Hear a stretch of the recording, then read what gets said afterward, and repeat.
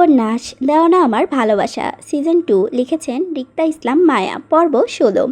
বিগত 5 মাস ধরে নিজেকে একটা বন্দি ঘর মনে হচ্ছে, নজরবন্দি লাগছে। আমি নিঃশ্বাস নিচ্ছি তো খোলা আকাশের নিচেই, তবে আমার মনে হচ্ছে আমার নিঃশ্বাস দাতা অন্য কেউ। আমার দেখা দুনিয়াটা যেন ছোট হয়ে আসছে ক্রমশই, যেন কারো নজরবন্দি হয়ে আছি প্রতি মুহূর্তে, আটকা পড়েছি কোনো অদৃশ্য শিকলে। এটা আমার অনুভূতি, এমনটা আমার মনে হচ্ছে। এই বিষয়টি সম্পূর্ণ বুঝে উঠতে পারছি না আমি, তবে এমনটা ধারণা আমার, শুধু ধারণা হলেও চলতো। আমি মেনে নিতাম সব কিছু, কিন্তু বিষয়গুলো আমার ধারণার থেকেও কয়েক গুণ এগিয়ে, কারণ বিষয়গুলো বাস্তব। আমার চেনা পরিচিত মানুষটা পাল্টে যাচ্ছে দিনকে দিন, ছোট থেকে আরও ছোট হয়ে যাচ্ছে এই পরিচিত দুনিয়াটা। কে পাশে আছে কে নেই তা জানি না, তবে অদৃশ্য কিছু সবসময় নিজের পাশে ফিল করি। আমার ফিল করার মাত্রাটাও খুবই ছোট, সব কিছু ঠিকঠাক বুঝে উঠতে পারি না সময়ে সময়ে। কিন্তু সেই অদৃশ্য শিকলের ব্যাপারটা আমি শতভাগ শিওর, কারণ এতদিন এই বিষয়গুলো বুঝতে না পারলেও বিগত 5 মাস ধরে বিষয়গুলো আমি বুঝতে পারছি। এখন কি আমি নিজ থেকে বুঝতে পারছি, নাকি অদৃশ্য কেউ আমাকে স্বেচ্ছায় বোঝাচ্ছেন তার উপস্থিতি? সেই বিষয়টা আমার কাছে এখনও ধোঁয়াশা, তবে এবার তার বোঝানোর মাত্রাটা তীব্র থেকে তীব্র হচ্ছে দিনকে দিন। আজকাল আমার মনে হচ্ছে আমি কতটা নিঃশ্বাস নিব সেটাও অন্য কেউ ঠিক করে দিচ্ছে। কার হাতে কার সাথে সে কতটা মেশা উচিত, কতটা কথা বলবো, সব কিছু তার হাতে। আমার এই অনুভূতিগুলো কারোর সাথে শেয়ার করতে পারছি না, তাই ভাঙা হাতে ডায়েরির পাতায় নিজের অনুভূতিগুলো ব্যক্ত করলাম। খানবাড়িতে আছি বিগত 2 বছর 4 মাস হলো আমার। এই বছর 11 মাস অবধি সব কিছু ঠিকঠাক ছিল আমার জীবনে, কারো উপস্থিতিটা তেমন বুঝতে পারিনি আমি, আর না কারো বন্দিনী মনে হয়েছে নিজেকে। কিন্তু বিপত্তি ঘটে বিগত 5 মাস নিয়ে। আমি ঠিকঠাক থেকেও নিজেকে ঠিক রাখতে পারছি না। আমার সব কিছুতে অদ্ভুত রকমের ছোঁয়া পাই। শুধু অদ্ভুত বললে ভুল হবে, হাড় কাঁপানো টাইপ অদৃশ্য কিছু ঘটে আমার সাথে। মনে বারবার উকি দেয় একটাই উক্তি, বিদৃশ্য হয়, ব্যক্ত হয় অদৃশ্য নিয়ে কিছু বাক্য। মনে হয় সামনে থেকে অদৃশ্য, যা হাতে পেয়েও শূন্য, যেটা বাস্তব দেখেও মনে হয় কাল্পনিক চরিত্র। কেউ আশেপাশে থেকেও নেই, কারো উপস্থিতি বুঝেও ধোঁয়াশা মনে হয় আমার। এই অদ্ভুত সব কিছু আমাকে ভীষণভাবে ডিস্টার্ব করে। মাঝে মাঝে তো নিজেকে এলিয়েন টাইপ কিছু মনে হয়, তারও বিশেষ কিছু কারণ আছে। আমার হাতে জাদু না থাকলেও আমার সাথে সব কিছু জাদুর মতোই হয় আজকাল। যা চাইলেও আমি এই মুহূর্তে হাজির। তার জন্য জাদুর কাঠিটি ঘোরাতে হয় না আমার, হাতে কলমে একটা লিস্ট লেখাই যথেষ্ট। সেই লিস্ট দাদি হাতে পৌঁছানোর আগে তার মধ্যে লেখা জিনিসপত্র আমি অবধি পৌঁছে যায়। মুখ ফুটে দাদিকে বলতে হয় না কোনো কিছু, শুধু নিজের রুমে বসে হাতে কলমে লিস্ট বানালেই হয়। লিস্টে যা পাইলাম তাই পাইলাম, লিস্টে যা চাইলাম তাই পাইলাম। তাতেও আমি জাদু ছাড়া এলিয়েন হয়ে গেলাম। আমার সর্বত্র পাওয়ার খানবাড়ির ভেতরে বাহিরে নয়। চাইলেও আগের মতো হুটহাট খানবাড়ি থেকে বাইরে যেতে পারি না। আমি কারোর সাথে ঘটা করে 3 তারিখ করেও যেতে পারি না। পরিবারের কারোর সাথে বাইরে গেলে উল্টো কোনো না কোনো ঝামেলা পড়ে যায়, যার কারণে বাধ্য হয়ে উল্টো পথে বাসায় ফিরে আসতে হয় আমাদের। কিন্তু এই ঝামেলাগুলো সেদিনই হয় যেদিন আমি বাসা থেকে বের হয়ে কারোর সাথে, নয়তো বাকি দিনগুলো যথাযথ স্বাভাবিকভাবে চলে যায়। কারো কোনো সমস্যা হয় না, সবাই দিব্যি ঘরে একটু বাহির হতে পারে, ঝামেলাবিহীন সুন্দরভাবে চলাফেরা করতে পারে। সব সমস্যা শুধু আমার বাইরে যাওয়াকে ঘিরেই। প্রথম বিষয়গুলো আমি বুঝতে পারিনি, কিন্তু পরপর কয়েকবার হয় বুঝতে পারলাম।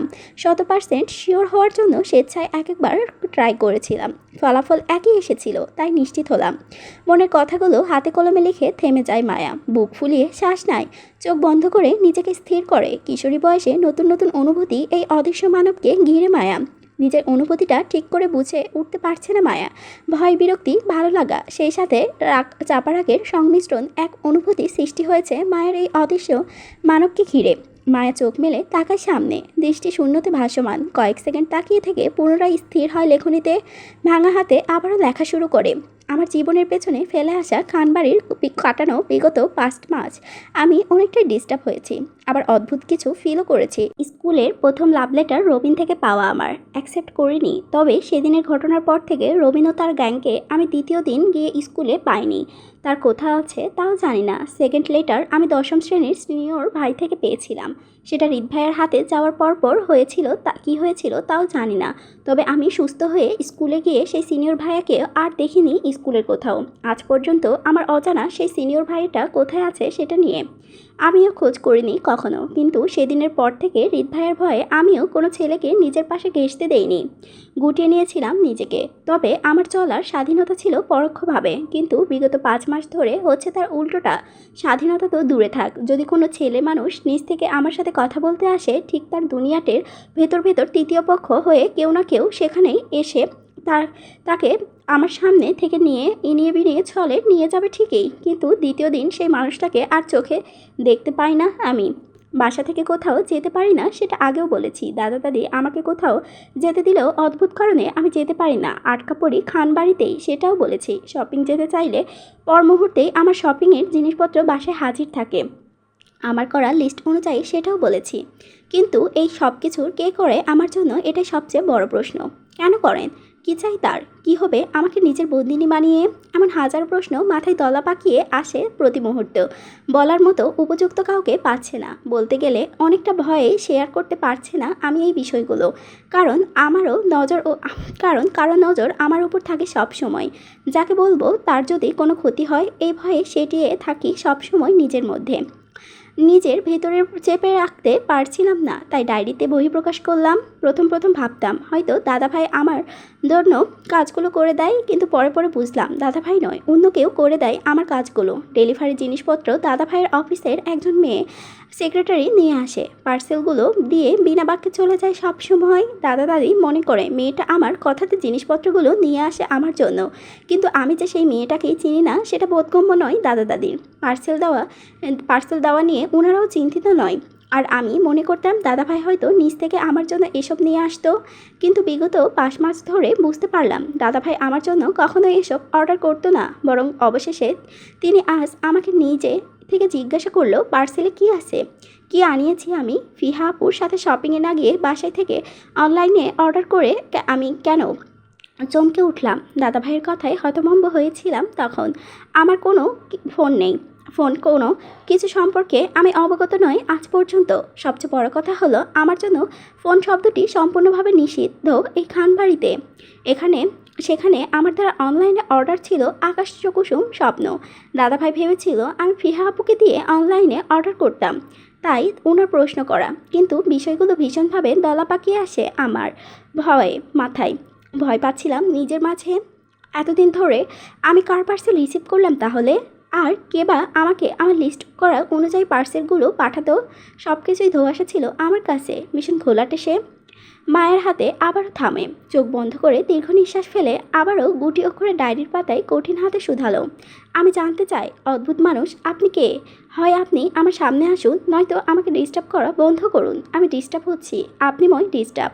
আপনি অদ্ভুত সব আপনার কাজ। স্বাধীনতা চাই আমাকে যেতে দিন। আমি বন্দি হতে চাই না কারো হাতে, আপনারও না। কথাগুলো লিখতে লিখতে হাত গুটিয়ে নিল মায়া। নীল ডায়েরিটা বন্ধ করে ভাঁজ করে তুলে রাখলো ড্রয়ারে। অদ্ভুত মানুষের কথা কাউকে বলতে পারছে না সে, মনের মধ্যে খচখচ করছে ভীষণভাবে। কাউকে না কাউকে বলা প্রয়োজন, খানবাড়ির কাউকে বলতে পারছে না ভয়ে। যদি হেনা খান শুনে রেগে যায় এতটা দিন বিষয়গুলো না বলার জন্য, কিন্তু এতদিন বিষয়গুলো মায়ের কাছে ধোঁয়াশা ছিল। আজই পরিষ্কার হলো, দ্বিধাহীনতায় ভুক্তভোগী হয়ে সিদ্ধান্ত নেয় আপাতত হেনা খানকে কিছু জানাবে না সে। নিজের বাড়ি থেকে বেরিয়ে এসে সবটা জানাবে হেনা খানকে। এই মুহূর্তে বললে হেনা খান বেঁকে বসবে, মায়াকে নিজের বাড়িতে বেড়াতে যেতে নাও দিতে পারে, মায়ার সেফটির কথা চিন্তিত করে। মায়া চুপ থাকার সিদ্ধান্ত নেয়। দীর্ঘ নিঃশ্বাস ফেলে ঘাড় ঘুরিয়ে তাকায় নিজের রুমের দেওয়াল ঘড়িটার দিকে। সময়টা দেখে নিয়ে বিছানায় বসে ওঠে। রাত 11টা 37। কাল ব্রাহ্মণবাড়িয়ায় যাবে নিজের পরিবারের কাছে। এবার ঠিকঠাক যেতে পারলেই হলো। 2 মাস ধরেই ডেট হচ্ছে মায়া যাবে বলে। কোনো না কোনো কারণে মায়া আটকা পড়েছে, যেতে পারছে না। দিন কয়েক রেডি হয়েও নিরাশ হতে হয়েছে মায়াকে, যেতে পারেনি। 2 দিন ঢাকার মধ্যে রাস্তা থেকে ফিরতে হয়েছিল খানবাড়িতে অদ্ভুত কিছু কারণগুলো ধোঁয়াশা, যথাযথ প্রযোজ্য নয়। তাই কাল আরাফ খান নিজে নিয়ে যাবে মায়াকে ব্রাহ্মণবাড়িয়াতে, রেখে আসবে মায়াকে নিজের বাড়িতে বেশ কিছুদিনের জন্য। এবার কোনো ঝামেলা ছাড়া ঠিকঠাক নিজ বাড়িতে যেতে পারলেই হলো। মায়ের গায়ে ব্ল্যাঙ্কেট টেনে শুয়ে পড়ল, হাত বাড়িয়ে রুমে লাইট অফ করলো। পাড়ি জমাতে চাইল নিরুদ্দেশ ঘুমের রাজ্যে। অস্থিরতা ঘুম ধরা দিচ্ছে না চোখে। মনে মনে আওড়াই সেদিনের কথাগুলো, যেদিন হৃদ মায়াকে নষ্ট মেয়ের উপাধি দিয়ে বাংলাদেশ ছেড়েছিল। হৃদের চলে যাওয়াকে ঘিরে আজ আবারও 5 মাস হলো। সেদিন এক পলক দেখেছিল মায়ার সাথে হৃদের। মুহূর্তটা ছিল 10 মিনিট দশকের। পুনরায় স্মৃতিচারণ করল মায়া। সেদিন হৃদ ফিরে গিয়েছিল নিজ গন্তব্যে। কেউ ফেরাতে পারেনি হৃদকে। আজ 5 মাস পূর্ণ হলো হৃদের চলে যাওয়াকে ঘিরে। তবে হৃদ নিজের কথা রেখেছে। এই 5 মাসে সপ্তাহে একবার করে কল আসে আরাফ খানের ফোনে। কথা হয় নিজেদের মাঝে।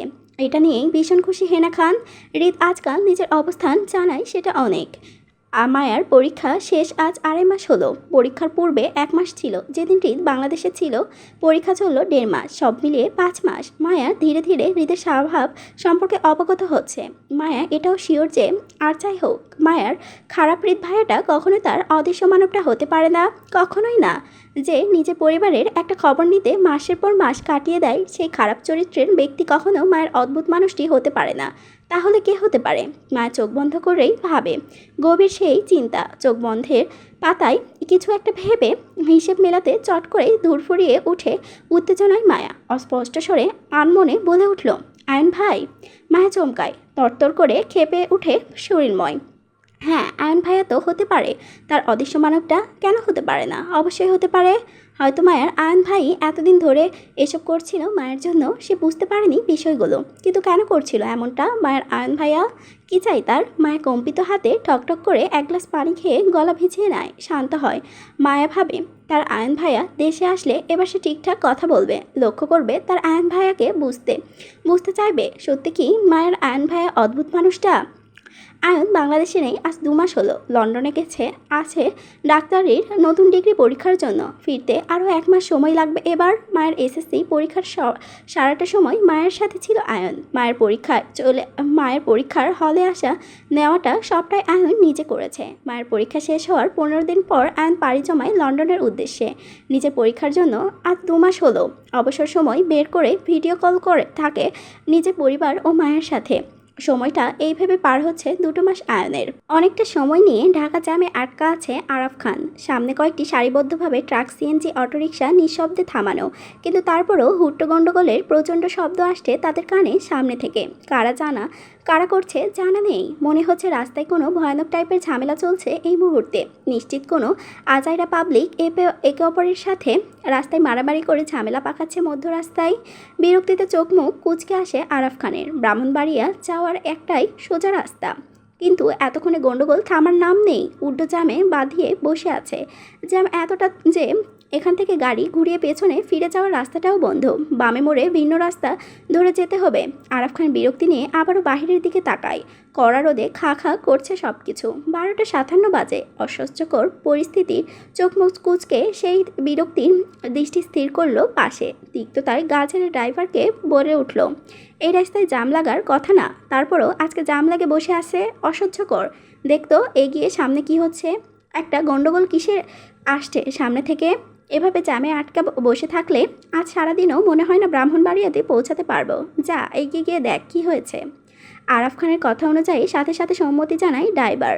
গাড়ি থেকে বের হয়ে পা বাড়ায় সামনের দিকে। আরাফ খান সেই দিকে এক পলক তাকিয়ে থাকে। বিরক্তিতে কুচকে আসা দৃষ্টি পেছনে ফেলতেই কোমল হয় সেই দৃষ্টি। মায়া গাড়ির মধ্যে ঘুমিয়ে পড়েছে, নেতিয়ে আছে মাথাটা একটা পাশে। অনেকটা সময় জ্যামে আটকে থাকায় ঘুমিয়ে পড়েছে গাড়িতে সে। আরাফ খান দীর্ঘ নিঃশ্বাস ফেলে সামনে তাকায়। গাড়ির দরজায় কাঁচ নিচে নামায়, খানিকটা মাথা গালিয়ে উকি দেয় সামনে বাহিরের দিকে। গলা খাকিয়ে ড্রাইভারকে ডেকে বলে উঠল, জসিম তুই গাড়িতেই থাক, আমি যাচ্ছি সামনে। পরিস্থিতি খারাপ হলে তোকে ফোন করে বলবো। মায়াকে নিয়ে সোজা বাসায় চলে যাবি। আজ আর ব্রাহ্মণবাড়িয়া যাওয়া হবে না, কিন্তু ফোন না দেওয়া অবধি আমার অপেক্ষা করবি, কেমন? জি স্যার। তিনি ঘাড় ঘুরিয়ে ঘুমন্ত মায়ের মুখে আরও একবার দেখে নেয়। ড্রাইভার গাড়িতে বসতেই তিনি বের হয় সামনে যাওয়ার উদ্দেশ্যে। খানিকটা সময় নিয়ে ড্রাইভার গাড়িতে বসে থাকলেও আরাফ খানের কোনো ফোন আসে না। পরিস্থিতি বুঝতে না পেরে ঘাড় ঘুরিয়ে তাকায় পেছনে। মায়াকে ঘুমন্ত অবস্থায় দেখে সেও বের হয় আরাফ খানকে খুঁজতে। অজ্ঞাত মায়া গাড়িতে একা রয়ে যায়। বিকট শব্দ কানে আসতেই ঘুম থেকে ধরপড়িয়ে উঠে বসে মায়া। উত্তেজনায় বুক ধরপড় করছে, মৃদু কাঁপছে শরীরময়। ঘুমের তাড়নায় এক মুহূর্তের জন্য ভুলে গেছে নিজের অবস্থানের কথা। কোথায় আছে মনে করতে পারছে না। হঠাৎ কিসের শব্দ কানে আসলো সেটার উৎস খোঁজার আগেই আবারও একই শব্দের ভয়ে লাফিয়ে উঠল মায়া। সাথে সাথে মুখের উপর পড়ল কাচের ক্ষুদ্র ক্ষুদ্র কোণা।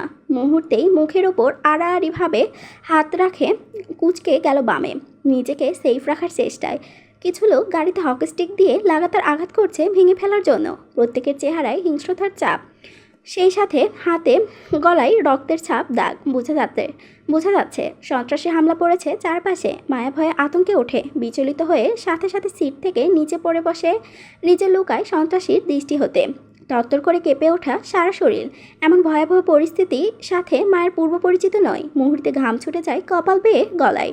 ভয়ে নিস্তর হয়ে আছে শরীরময়। কাঁপা কাঁপা হাতে নিজের মুখ চেপে ধরে শব্দ করে থাকে। সন্ত্রাসীর হাতে পড়লে রক্ষা নেই, নির্ঘাত কিছু একটা করে বসবে তারা। প্রাণ যাওয়াটা নিশ্চিত। গাড়িতেও কেউ নেই। মায়া মুখ চেপে নিজের কান্না আটকায়। সন্ত্রাসীরা গাড়িতে কেউ নেই ভেবে এগিয়ে যায় সামনের দিকে। আশেপাশে শব্দ হতে না দেখে উত্তেজনায় মায়া চট করে গাড়ির দরজা ঠেলে বের হয় রাস্তায়। আতঙ্কিত চোখ দুটো বোলায় চারপাশে। প্রত্যেকটা গাড়ি ভাঙচুর অবস্থায় রাস্তার পড়া। কিছু গাড়িতে আগুন লাগছে দাউ দাউ করে। জায়গায় জায়গায় এলোমেলোভাবে গাড়ির ড্রাইভারও পুড়ছে। ভয়াবহ অবস্থায় চারপাশ। সাধারণত লোকজন অনেকে আহত অবস্থায় পড়ে আছে রাস্তায়। অনেকটা সময় কিছু সন্ত্রাসীরা দলে দলে লোকজনকে বেদম পেটাচ্ছে। সাধারণ মানুষ এদিক ওদিক ছোটাছুটি করছে পালিয়ে বাঁচার জন্য। বোঝা যাচ্ছে দুই দলের মধ্যে বড় মাপের সংঘর্ষ চলছে তুমুলভাবে, যার মধ্যস্থর ভুক্তভোগী হয়ে আছে সাধারণ পাবলিক। লোকজন দোকানের শাটার টেনে দৌড়ে পালানোর চেষ্টা করছে। মায়ার পাথর মূর্তির ন্যায় দৃষ্টি আওড়ায়। এই মুহূর্তে কী করবে কিছু বোধগম্য নয়। আশেপাশে কারো কাছে আশ্রয় নেবে এমনটাও নয়। সবাই নিজের প্রাণ রক্ষাতে ছুটছে। আশ্রয় দেওয়ার মতো কেউ নেই। সেই সাথে পরিচিত মানুষগুলোও নেই মায়ের পাশে। আরাফ খান ড্রাইভার, কেউ নেই। মায়া পাথর মূর্তির ন্যায় ঠায় জায়গায় দাঁড়িয়ে থাকে। কান্না পাচ্ছে না, শুধু ভয়াবহ পরিস্থিতিতে নিজের মাথাটা কাজ করছে না।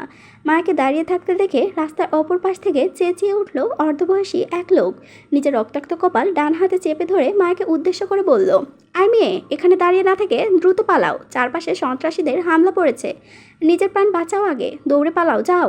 মায়ার ঠায় জায়গায় দাঁড়িয়ে লোকটি চিৎকার করে মায়ের কান অবধি পড়ছে না। অনেকটা শক্ট হয়ে দাঁড়িয়ে আছে। ফেলে যাওয়া সন্ত্রাসীরা লোকটির পেছনে ফিরে ঘুরে তাকায়, দেখতে পায় মায়াকে। সাথে সাথে চিৎকার করে জানান দেয় নিজের উপস্থিতিটাকে পাশের জনকে, বলে ওঠে, শালা এই মাইয়া মানুষ কই আসছিল এতক্ষণ? শাওন, শালিরে ধর তাড়াতাড়ি, পালিয়ে যেতে না পারে যেন। সন্ত্রাসীদের দল বেঁধে চিৎকারে মায়া ঘাড় ঘুরিয়ে তাকায় দৌড়ে আসা সন্ত্রাসীদের দিকে। পরিস্থিতির চাপ পড়ে মায়া দুপা জমে কাঠ হয়ে গেছে জায়গায়। নড়াচড়া করাটাও ভুলে গেছে মুহূর্তেই। মায়া অনল। তখনই আবার সামনে থেকে ওই অর্ধবয়সী লোকের উত্তেজনার চিৎকার ভেসে আসে মায়ের কানে। তিনি চেঁচিয়ে বলে ওঠে, আই মেয়ে, তাড়াতাড়ি দৌড়াও তুমি, নয়তো এরা তোমার সর্বনাশ করে ফেলবে। দাঁড়িয়ে আছো কেন? পালাও, তুমি যাও। পালাও কথাটা মায়ের ছোট্ট মস্তিষ্কে টনক নড়ল। বুঝতে পারলো এই পরিস্থিতিতে তাকে পালাতে হবে। কোথায় যাবে সেটা জানা নেই, তবে প্রচুর দৌড়াতে হবে তাকে। সেই সন্ত্রাসীরা ধরতে না পারে এতটা দৌড়াতে হবে। মায়া উল্টো পথে প্রাণপণে দৌড় লাগায় মুহূর্তেই। কোন দিক যাচ্ছে জানা নেই, শুধু দৌড়াচ্ছে এলোমেলোভাবে। শরীর নিতিয়ে পড়ছে ক্রমশ। দুর্বল চোখের পাতা টেনে খুলে রাখছে কোনো রকম। কতক্ষণ খুলে রাখতে পারবে জানা নেই মায়ার, শুধু জানে আজ তার জীবনের শেষ দিন, শেষ মুহূর্ত। উপন্যাস দেওয়া না আমার ভালোবাসা, সিজন 2, লিখেছেন রিক্তা ইসলাম মায়া, পর্ব 17। প্রাণপণে দৌড়ে বেশ একটা সুবিধা করতে পারল না মায়া। মাথায় তীব্র আঘাতে ছিটকে পড়ল রাস্তায়। দামার পায়ের পদতলে আটকে পড়ল সে। চারপাশ থেকে ঘিরে নিল সন্ত্রাসীরা। বিক্রম ভঙ্গিতে আওড়ালো অকট্য ভাষা। হস্টিক তুলে পুনরায় আঘাত করতে ঘিরে থামল মায়ের রক্তঝরা ভয়ার্ত মুখ দেখে। পাশের জন আঘাতকারী ব্যক্তি হাত ধরে থামিয়ে দিয়ে বলল, শালা থাম, মালটা তো হেব্বি জোস, কাঁচামাল মনে হচ্ছে। ধনির দুলালি হইব মনে হয়। আদর সোহাগ দিয়া শুধু পাল্লাইছেই, গায়ে ফুলের টুকাও দেই নাই। দেখুস না কি নাদুস নুতুস, তাই আমরাও দিমু না। আমরা আদর দিমু এডারে। কিছুক্ষণ মজা লইয়া লই আগে মালটার সাথে, তারপর মরা যাইব। শালা গায়ের নাদুস নুতুস ভাব দেখা শরীরের কাটা দিতাছে আমার। এই মায়ারে সিপাই নিয়া চল, গায়ের জ্বালা মিটাই। শাওন, তোর মালডারে। কথাগুলো বলেই বিচ্ছিরি ভঙ্গিতে হাসলো 5 সদস্যের ছেলেগুলো। বাকিরা সম্মতি জানালো ছেলেটির কথায়। ছোট্ট গ্যাংটি আশেপাশে সতর্ক চোখ বুলালো। পরিস্থিতি বুঝলো আশেপাশে কেউ আপাতত তাদের দিকে লক্ষ্য নেই। মায়া ভয়ে তরতর করে কাঁপছে, শরীর কাটা দিচ্ছে ভয়ে। শিরা উপশিরায় রক্ত সঞ্চালিত বন্ধ হয়ে আসছে। আতঙ্কে জমে আসে হাত পা। ভয়ে গলা শুকিয়ে কাঠ। মুখ দিয়ে কোনোরূপ শব্দ বের করতে পারছে না। ভালোবাসার ছায়াতলে আটকে থাকা মায়া হুট করেই যেন উন্মুক্ত হয়ে গেল। মুখ থুবড়ে পড়ল যেন ক্ষুধার্ত বাঘের গুলোর সম্মোহে। ছিঁড়ে কুড়ে খাওয়াটা নিশ্চিত। মায়া আটকে আসা গলা চিৎকার করতে চায়, কিন্তু করতে পারল না বিন্দুমাত্র। কপাল বেয়ে বইতে লাগলো রক্ত আর ঘাম একসঙ্গে মিশ্রিত তরল। 5 ছেলের লোভনীয় দৃষ্টি পড়ল মায়ের শরীর জুড়ে। শাওন ছেলেটা এগিয়ে এসে মায়ের দুহাত চেপে ধরে টানতে লাগলো, সেই সাথে মুখে বলল আরও সতর্কবার্তা। মায়াডারে নিয়াই জামু কই সজল, চারপাশ তো আসিফদের লোকজন আছে, সতর্ক না থাকলে আমাদের উপর হামলা পড়বে যে কোনো সময়। তাই সবাই একসঙ্গে মায়াডার সাথে যাওন যাইতো না, একে একে যাইতে হবে এই মায়াডার লগে বাসরে। সমস্যা নাই, বাকি যখন পাইছি জ্বালা মেটানো যাইব একে একে। আগে মালডারে কোনো গাড়িতে ঢোকা, পরে একজন একজন কইরা কাম সারমোদে, বাকিরা বাহিরে দাঁড়াইয়া পাহারা দিবি। এখন চল তাড়াতাড়ি। কথা শেষ হওয়ার আরও একজন এগিয়ে আসে, মায়ের হাত ধরে টানলো, দস্তাদস্তি করে টানতে লাগলো মায়াকে। মায়া গলা ফাটায়, ভয়ে চিৎকার করে ডাকলো আরাফ খানকে। নিজেকে বাঁচাতে চায় কিন্তু নিরুপায়। আশেপাশে মায়াকে সাহায্য করার মতো কেউ নেই, সবাই নিজের প্রাণ বাঁচাতে ব্যস্ত। এদিক সেদিক ছুটে পালাচ্ছে সন্ত্রাসীর আওতাধীন থেকে। মায়ের চিৎকারে রাগান্বিত হয় সন্ত্রাসী দল। ক্ষিপ্ত ভঙ্গিতে মায়ের ওড়না টেনে মুখে বাঁধতে চায়। মায়ের ওড়নার হাতে দিয়ে টেনে ধরতেই মুহূর্তে কেউ ঝাঁপিয়ে পড়ল সন্ত্রাসীদের উপর। রাস্তায় উল্টো মুখে থুবড়ে পড়ল 5 সদস্যের ছেলে সন্ত্রাসী গ্যাং নিয়ে। মায়াও পড়ে তাদের পাশে। হঠাৎ আক্রমণে প্রস্তুত ছিল না তারা। আকস্মিক ঘটনায় কেউ বুঝতে পারেনি কি হলো তাদের সাথে। চোখ তুলে তাকাতেই ততক্ষণে মায়াকে টেনে তুলল ড্রাইভার জসিম। দ্রুততার সঙ্গে মায়াকে নিয়ে দৌড় লাগালো সামনে। আরাফ খানকে খুঁজে না পেয়ে ফিরে আসতে গিয়ে আটকা পড়েছিল জসিম। ততক্ষণে চারপাশ সন্ত্রাসীদের হামলা পড়ে গিয়েছিল। কৌশলে নিজেকে বাঁচিয়ে মায়াকে খুঁজতে গিয়ে দেখলো মায়া সন্ত্রাসীদের কবলে। তাই কোনো কিছু চিন্তা না করেই ঝাঁপিয়ে পড়লো তাদের উপর। ছিটকে পড়লো সবাই। সন্ত্রাসীরা চোখ ঘুরিয়ে সেদিকে তাকাতেই মায়াকে নিয়ে অনেকটা পথ এগিয়ে যায় জসিম। উদ্দেশ্য করে যে করেই হোক মায়াকে বাঁচাতে হবে এই সন্ত্রাসীদের হাত থেকে। কিছুতেই যেতে দিবে না মায়াকে। নিজের মেয়ের মতো মায়াকে কখনোই অকালে ঝরে যেতে দিবে না হিংস্র পশুদের হাতে। উত্তেজনায় চোখ ঘুরিয়ে জসিমকে দেখে মুহূর্তেই প্রাণ ফিরে পায় মায়া। আশ্বস্ত হয় নিজের পাশে পরিচিত মুখ দেখে। উত্তেজনায় কিছু বলতে যাবে জসিমকে, কিন্তু নিজের কম্পিত স্বরে কিছু বলার আগেই থামিয়ে দেয় জসিম। দৌড়াতে দৌড়াতে বলে, আপামনি আগে দৌড়ান, আপনাকে বাঁচাতে হবে, কথা পরে শোনা যাবে, সন্ত্রাসীরা আমাদের পেছনেই আসছে। পা চালিয়ে দৌড়ায় জসিমের সাথে মায়া। ভয় উত্তেজনায় বুক কাঁপছে অনবরত। গায়ের পিঙ্ক চুড়িদার জামাটা ঘেমে জবজব হয়ে লেপ্টে আছে শরীরে। মায়ের মাথায় পেছনে আঘাত করায় ঘাড় বেয়ে রক্ত গড়াচ্ছে পিঠের উপর। কপাল কেটে গেছে রাস্তায় মুখ থুবড়ে পড়ায়। চোখে মুখে বিধ্বস্ত নাজেহাল অবস্থা। তারপরও প্রাণপূর্ণে দৌড়াচ্ছে জসিমের সাথে, কিন্তু তাতেও কপাল সহায় হলো না মায়ার। সন্ত্রাসীদের হাতে থাকা হকিস্টিক ছুঁড়ে মারায় রাস্তায় উল্টে পড়ল জসিম। মায়াও কিছুটা হোঁচট খেলো, তবে পড়ল না, সামলে নাই পড়ে যেতে যেতে। মায়া থেমে যেতে চায়, কিন্তু ততক্ষণে জসিম চেঁচিয়ে নিষেধ করলো মায়াকে। বলে উঠল, থামবেন না আপামনি, দৌড়ান আপনি, আমার কিছু হবো না। ওরা আমাকে নয় আপনার ক্ষতি করতে চায়। প্লিজ আল্লাহর ওয়াস্তে সামনে দৌড়ে যান, সামনে মানুষজন আছে, কেউ না কেউ আপনাকে ঠিকই বাঁচাবে ওদের হাত থেকে। আমি ততক্ষণে এদের যতটুকু পারি আটকে রাখার চেষ্টা করছি, কিন্তু বেশিক্ষণ পারবো না। প্লিজ আপনি যান আপামনি, সামনে বড় স্যারকে পাইলেও পাইতে পারেন, সেদিকটাই আছে হয়তো তিনি, আপনি যান। মায়া অস্পষ্ট স্বরে বলতে চাইল, চাচা আপনি আল্লাহর ওয়াস্তে দৌড়ান আপামনি, এরা চলে আসছে, আমি বেশিক্ষণ আটকে রাখতে পারবো না, প্লিজ যান। মায়া দৌড় লাগায় সামনে। ততক্ষণে জসিমকে ঘিরে ধরে সন্ত্রাসীরা পরপর আঘাত বসায় শরীরে। জসিম ক্ষতবিক্ষত হয়েও আটকাতে চায় তাদের, কিন্তু শেষ পর্যন্ত পেরে উঠল না কারোর সাথে। অল্প কিছু সময় আটকে রাখলেও পর মুহূর্তে হার মানতে হয় তাদের হাতে। ছেলেগুলো জসিমকে ক্ষতবিক্ষত করে দৌড় লাগায় মায়ের পেছনে। ততক্ষণে মায়া অনেকটা পথ এগিয়ে যায় দৌড়ে, কিন্তু বিপত্তি ঘটে সামনের ভয়াবহ পরিস্থিতি দেখে। নিচ দিয়ে আসে মায়ের নেতিয়ে যাওয়া শরীর। এলোমেলো দৌড়াতে দৌড়াতে মূল হামলার স্পটে পৌঁছে যায় মায়া। এবার চারপাশ মারামারি কাটাকাটি চলছে দক্ষ হাতে। চারদিকে থেকে চিৎকার হুঙ্কার রক্তারক্তি অবস্থা। মায়ের গাগুলোয় অবশিষ্ট শক্তিতে নেতিয়ে আসে নিজের মাঝে। শরীর তত্তর বেগে কাঁপছে, দুর্বল হয়ে আসছে চোখের পাতা। পা দুটো থেমে যায় আপনা আপনি, স্থির হয় জায়গায়। চোখে ভাসে পরিচিত এক মুখের ভয়ানক হিংস্রতা। দৃষ্টি স্থির হয় সেদিকে। পরিচিত মুখকে দক্ষ হাতে ছুরি চালাতে দেখে একের পর এক দেখলো মানুষকে সবজি কাটার ন্যায় আহত করে রাস্তায় ফেলতে। সেই পরিচিত মুখটির শরীরে অসংখ্য রক্তের ছিটার দাগ।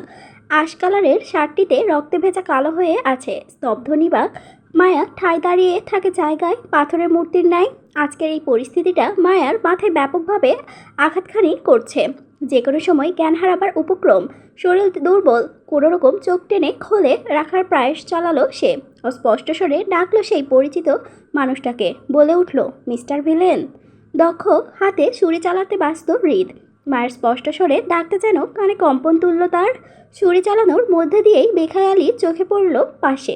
সাথে সাথে চমকে উঠল মায়াকে এখানে দেখে। শরীর কাটা দিয়ে উঠল মায়ার বিধ্বস্ত চেহারার দিকে। হৃদ বেখেয়ালি হাতেই সামনের মানুষ আঘাত বসালো হৃদের বাহুতে। তীব্র আঘাতে খানিকটা ছিটকে ঝুঁকে পড়ল সামনে। তারপরও হৃদ অনল। সামনে ঝুঁকেও মাথা তুলে তাকায় মায়ের বিধ্বস্ত চেহারার দিকে। মায়ের শরীরে রক্তের দাগ, কপাল গলাতেও রক্তের ছাপ। হৃদকে বেখেয়ালি দেখে আবারও আঘাত বসাতে চায় সামনের শত্রুপক্ষের মানুষটা। হৃদ মায়াকে এই মুহূর্তে সেখানে মোটেও আশা করেনি। অপ্রত্যাশিত মায়া, এই মেয়ে এখানে কেন? কি হয়েছে এই মেয়ের সাথে? রক্ত? কেউ আঘাত করেছে এই মেয়েকে? হৃদ শক্ত হয়ে আসে। মায়ের বিধ্বস্ত চেহারার দিকে তাকাতেই হৃদের রাগের মাত্রা তরতর করে বেড়ে যায় কয়েক গুণ। বুঝতে পারে মায়ার সাথে কিছু একটা হয়েছে। মায়াকে দেখে হৃদে থমকে থাকা ফেসটা হিংস্রতা থেকে আরও হিংস্র হয়ে ওঠে মুহূর্তেই। রাগে শক্ত করে চেপে ধরে হাতে থাকা ছুরিটিকে। দৃষ্টি মায়ের দিকে স্থির। সামনের মানুষটা আঘাত করতে আসার আগেই দক্ষ হাতে ছুরিটি বসায় তার ঘাড়ে। ছিটকে লুটিয়ে পড়ল লোকটি। রক্তে রঞ্জিত হলো রাস্তা। মায়া এক দৃষ্টিতে তাকিয়ে থাকলো সেদিকে। হৃদের হিংস্র দৃষ্টি তখনও মায়াতে স্থির। দুজনের দৃষ্টি বিলাপের মধ্যে দিয়েই তৎক্ষণাৎ হাজির হয় ছেলেগুলো। মায়াকে ঘিরে দাঁড়াতেই বুঝতে পারে হৃদ আসল কাহিনী কি। হৃদ কপাল কুঁচকে 5জন ছেলেকে দেখে নেয়। তার হিংস্র চেহারাটা যেন মুহূর্তে কোমল ও স্বাভাবিক হয়ে আসে ছেলেগুলোর আগমন দেখে। তাই নিজের অলসতা ঝেড়ে সাথে সাথে লাফিয়ে উঠে বসে গাড়ির ডিক্কিতে পা ঝুলিয়ে মনোযোগ দেয় সামনে। যেন সে কোনো সিনেমার দৃশ্য সে উপভোগ করতে বসেছে আরাম করে। সন্ত্রাসীদের চোখে তখনও হৃদকে পড়ল না।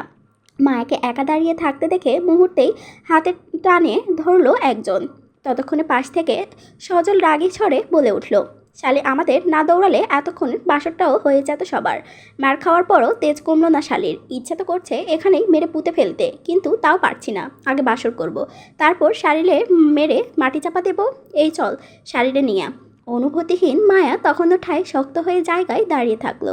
কোনো হেলদোল হলো না, কারণ রক্তের ফোবিয়া থাকায় মস্তিষ্কে ইফেক্ট করছে অনেকটা। মস্তিষ্কে ধাক্কা লেগেই এই মুহূর্তে বিষয়টি। তাই আপাতত চারপাশে কোনো কিছুর ওর বোধগম্য হচ্ছে না। হৃদ কপাল কুঁচকে তাকিয়ে থাকে সেদিকে। মনোযোগ সহকারে তাদের কথাগুলো নীরব দর্শক হয়ে উপভোগ করছে এমন একটা ভাব। মায়ার নিস্তর দৃষ্টি হৃদের উপর স্থির করা। মায়ের হেলদোল না দেখে পাশ থেকে অন্য একজন ছেলে শুধালো। ভয়ার্থ গলায় বলে উঠল, বাসার কথা পরে চিন্তা করিস সজল, পরিস্থিতি ভালো না। আমরা অন্য এরিয়াতে চলে এসেছি, যে কোনো সময় বিপদ হতে পারে। চল কেটে পড়ি, মেয়েটাকে পরে দেখা যাবে, আগে চল। ছেলেটির কথায় ক্ষিপ্ত হলো সজল। রাগান্বিত কণ্ঠে পলাশকে শাসিয়ে বলল, বিপদ হলে হবে, শরীরের জ্বালা মেটাতে না পারলেও এই মেয়েকে ছেড়ে যাব না। এই মেয়ের জন্য এতটা পথ দৌড়াতে হয়েছে আমাদের, বিপদেও পড়তে হয়েছে। তাই আগে একে মেরেই তারপর যাবো এখান থেকে। ছুরিটা বের করতে তাড়াতাড়ি। হৃদ তখনও স্বাভাবিক অবস্থায় বিষয়গুলো পর্যবেক্ষণ করছে কপাল কুঁচকে। যেন কোনো মজার সিন চলছে এই মুহূর্তে তার সামনে। সেটা সে মনোযোগ সহকারে উপভোগ করছে। কোনো হেলদোল নেই। পাশ থেকে একজন সজল নামক ছেলেটি হাতে ছুরিটি তুলে দিতেই গিয়ে তরতর করে কেঁপে ওঠে হৃদের উপস্থিতি দেখে। কম্পিত হাতে ছুরিটি তুলতে গিয়ে ঠাস করে পড়ে যায় রাস্তায়। সজল বিরক্তি চোখে পলাশকে দেখে ঝুঁকে সঙ্গে সঙ্গে ছুরিটি হাতে তুলে নিল সে। চোখ তুলে নিজের পাশের ছেলেগুলোর দিকে তাকাতেই দেখলো প্রত্যেকের ভয়ার্ত দৃষ্টি, ঘাম দরদরে অবস্থা। তাদের দৃষ্টি অনুসরণ করে সামনে তাকাতেই চোখে পড়ল হৃদের উপস্থিতিটা। সাথে সাথে ভয়ে সিটিয়ে যায় সে নিজেও। ততক্ষণে হৃদ নির্ভীক ভঙ্গিতে বলে উঠল, মারবি? মার, মেরে ফেলে এই নারীকে। এই নারীকে বেঁচে থাকার কোনো অধিকার নেই। এই নারী আমার কথা শোনে না, শুধু জানে অবাধ্য হতে। আমার অবাধ্য হতে হতে আজকে এখন অবধি চলে এসেছে। নিজের হাল বেহাল বানিয়ে ফেলেছে অলরেডি। তুই জানিস এই নারীকে এমন বিধ্বস্ত অবস্থায় দেখে আমার অবস্থাটা কেমন হয়েছে? তুই জানবি কিভাবে? আমি তো বলিনি তোকে। দেখ, তাকিয়ে দেখ এই নারীর চেহারার দিকে, এখনই বেহুশ হয়ে পড়বে। তুই বল আমি এই নারীকে নিয়ে কি করব? এই নারী আমার কথা শোনে না। আমি আর পারছি না। তাই তুই এই নারীকে মেরে দে, যা, শেষ কর কাহিনী। রোজ রোজ প্যারা আর ভাল লাগছে না, মেরে ফেল যা। হৃদের এমন খাপছাড়া কথায় মুহূর্তে ঢোক গিলল সবাই। তারা এতটা বুঝতে পেরেছে গ্যাংস্টার হৃদ খানের সাথে এই মেয়ের গভীর কোনো সম্পর্ক রয়েছে। হৃদের অধিকার বোধের কথায় সেটা স্পষ্ট। তারা ভুল জায়গায় হাত বাড়িয়েছে। মৃত্যুটা এবার নিশ্চিত, ঠেকানোর নয়। গায়ে এবার ছেলেদের কাটা দিয়ে ওঠে হৃদের কথায়। কপালে ঘাম ছুটে গেল, বয়ে নিচে পড়ে।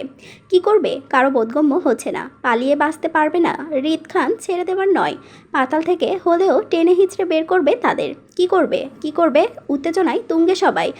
হিতাহিত জ্ঞান হয়ে অপ্রত্যাশিত কাজ করে বসলো সজল। হুট করে নিজের হাতে ছুরিটা চেপে ধরলো মায়ার গলায়। এই মুহূর্তে হৃদ থেকে পালিয়ে বাঁচার জন্য একমাত্র পথ হিসেবে মায়াকে অবলম্বন করলো। শরীর তখনও তত্তর করে কাঁপছে তাদের হৃদের ভয়ে। হৃদ সেদিকে কপাল কুঁচকে তাকিয়ে থাকলো। মায়ের গলায় ছুরি আটকাতে দেখেও ভাবান্তর হলো না তার। উল্টো নিজের হাতে রক্তটা ছুরির গায়ে ডিক্কিতে উপর রেখে সেটার মনোযোগ সহকারে ঘোরাতে ব্যস্ত। চোখ তুলে সামনে তাকিয়ে আগের নয় খাপছাড়া গলায় বলল, এবার ঠিক আছে, নে শুরু কর, মেরে ফেল। এই নারীকে মেরে ফেলাই উচিত। তুই মেরে ফেল এই নারীকে, নয়তো আমি তোকে মেরে ফেলবো। তুই এই অবাধ্য নারীকে মেরে ফেললে আমি বাঁচি। এমনিতেও এই নারীর আমার বহু সমস্যার কারণ। এই অবাধ্য নারীর জন্য আমি ঠিকঠাক ঘুমাতে পারি না। আমার অঘুমের অসুখের কারণ হয়ে দাঁড়িয়েছে এই নারী। আমার কঠোর নিষিদ্ধ করার পরও আমার স্বপ্নে, বাস্তবে, আমার মনে সবখানটাই চলে আসে এই নারী। আমাকে ফলো করতে করতে এখানটায় চলে এসেছে দেখ। আমার স্বপ্নে আমাকে ইফটিজিং করে বেড়ায়, শান্তিতে একদণ্ডও থাকতে দেয় না, চরম ডিস্টার্ব করে এই নারী। তাই তুই মেরে ফেল, নয়তো আমি তোকে মেরে দিব। নে মার, শুরু কর, যা। হৃদের কথায় এবার অগতিক হাড় কাঁপে সজলের হাতে। বুঝতে পারে হৃদ খানের চরম দুর্বলতা এই মেয়ে কোনো সাধারণ মেয়ে নয়।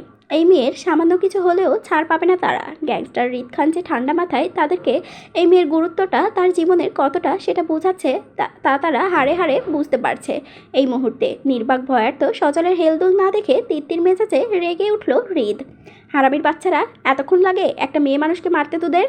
আমার সময় নষ্ট করিস না, নে মারতে যখন পারবি না তো নিজেরাই মর এবার। রাগে ডিগ্রি করতে করতে দক্ষ হাতে ছুরিটা ছুঁড়ে মারে সাথে সাথে। মায়াকে বেদ করে গিয়ে বাঁধল সজলের গলা বরাবর। সাথে সাথে মায়ের গলায় রক্ত চেপে রাখা ছুরিটা হস করে সজলের লুটিয়ে পড়ল রাস্তায়। বাকি চারজন ছেলে সাথে সাথে এলো দৌড় লাগায়। হৃদ সেদিকটা এক পলক তাকিয়ে গলা খাকিয়ে চিৎকার করে ডাকলো আসিফকে। বলল, সব কয়টা ছেলে উপস্থিত চাই তার সামনে, কেউ যাতে পালিয়ে বাঁচতে না পারে। কথাগুলো বলেই আবারও গাড়ির ডিক্কি থেকে লাফিয়ে নামে হৃদ। রক্তে তিক্ততা গা ছেড়ে তিত্তির মেজাজ নিয়েই বলে ওঠে নিজেই, শালার হারামির বাচ্চারা, এত দক্ষতা নিয়ে আসিস বাসর করতে, তাও আবার হৃদ খানের অবাধ্য নারীকে। ছ্যা, নে এবার কর বাসর, সোজা রাস্তার কুকুরের পেটে গিয়ে। হারাম।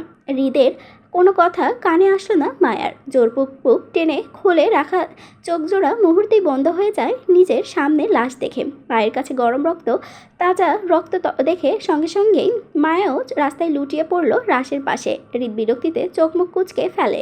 মায়া গান হারাবে এমনটা সে আগেই জানতো। অস্বাভাবিক কিছু নয়, বরং স্বাভাবিক কিছু। কিন্তু তারপরও বিরক্তি নিয়ে নিজেই বলে ওঠে, অবাধ্য নারী, একে তো অবাধ্য হবে, তার ওপর আবার রাস্তায় বেহুশ হবে। নিব না আমি এই নারীকে, পড়ে থাক রাস্তায়। কথাগুলো বলতে না বলতেই সাথে সাথে এসে মায়াকে কোলে তুলে নেয় রাস্তা থেকে। তখনও একটা বিরক্তিকর চোখগুলো মায়ার নেতিয়ে যাওয়া চেহারাটার দিকেই। আরও এক পলক দেখে নেয় মায়াকে। এই অবাধ্য নারীকে সে কখনোই কোলে তুলত না, রাস্তায় ফেলে যেত সে। কিন্তু এই অবাধ্য নারীর ছেলে মানুষের পাশে শুয়ে আছে রাস্তায়, বেহুশ হওয়ায় আর জায়গায় পেল না। খুঁজে ছেলের মানুষের পাশে পড়তে হবে কেন এই নারীকে? দরকার হলে 2 কদম হেঁটে তার কাছে এসে বেহুশ হতো। সে কি না করতো নাকি কিছু বলতো এই নারীকে? না, সে কিছু বলতো না, বরং সে বুঝতো এই নারীর বেহুশ হতেও তার অবাধ্য হয়নি। কিন্তু না, এই নারী আবারও তার অবাধ্য হচ্ছে। ইচ্ছা করেই ছেলে মানুষের লাশটির পাশে বেহুশ হয়েছে তাকে চালাতে, তার অবাধ্য হতে। কিন্তু তার মনেও আজকাল একটু দয়ামায়া চলে এসেছে। এজন্য মূলত সেও বাধ্য হয়ে কোলে তুলেছে এই নারীকে, নয়তো কখনোই তুলতো না। উপন্যাস দেওয়ানা আমার ভালোবাসা সিজন 2 লিখেছেন রিক্তা ইসলাম মায়া। পর্ব 18। হসপিটালের বেডে নির্লস ভঙ্গিতে শুয়ে আছে মায়া। তার ঠিক পাশেই কেবিনে অবস্থান করছে আরাফ খান। ইমার্জেন্সি অপারেশন থিয়েটারে জসিমের অবস্থান। অপারেশন চলছে বিগত ঘন্টা ধরে। ক্ষতবিক্ষত অবস্থা তার। মায়াকে বাঁচাতে গিয়ে জোরালোভাবে মাথায় আঘাত পেয়েছে সন্ত্রাসীদের হাতে।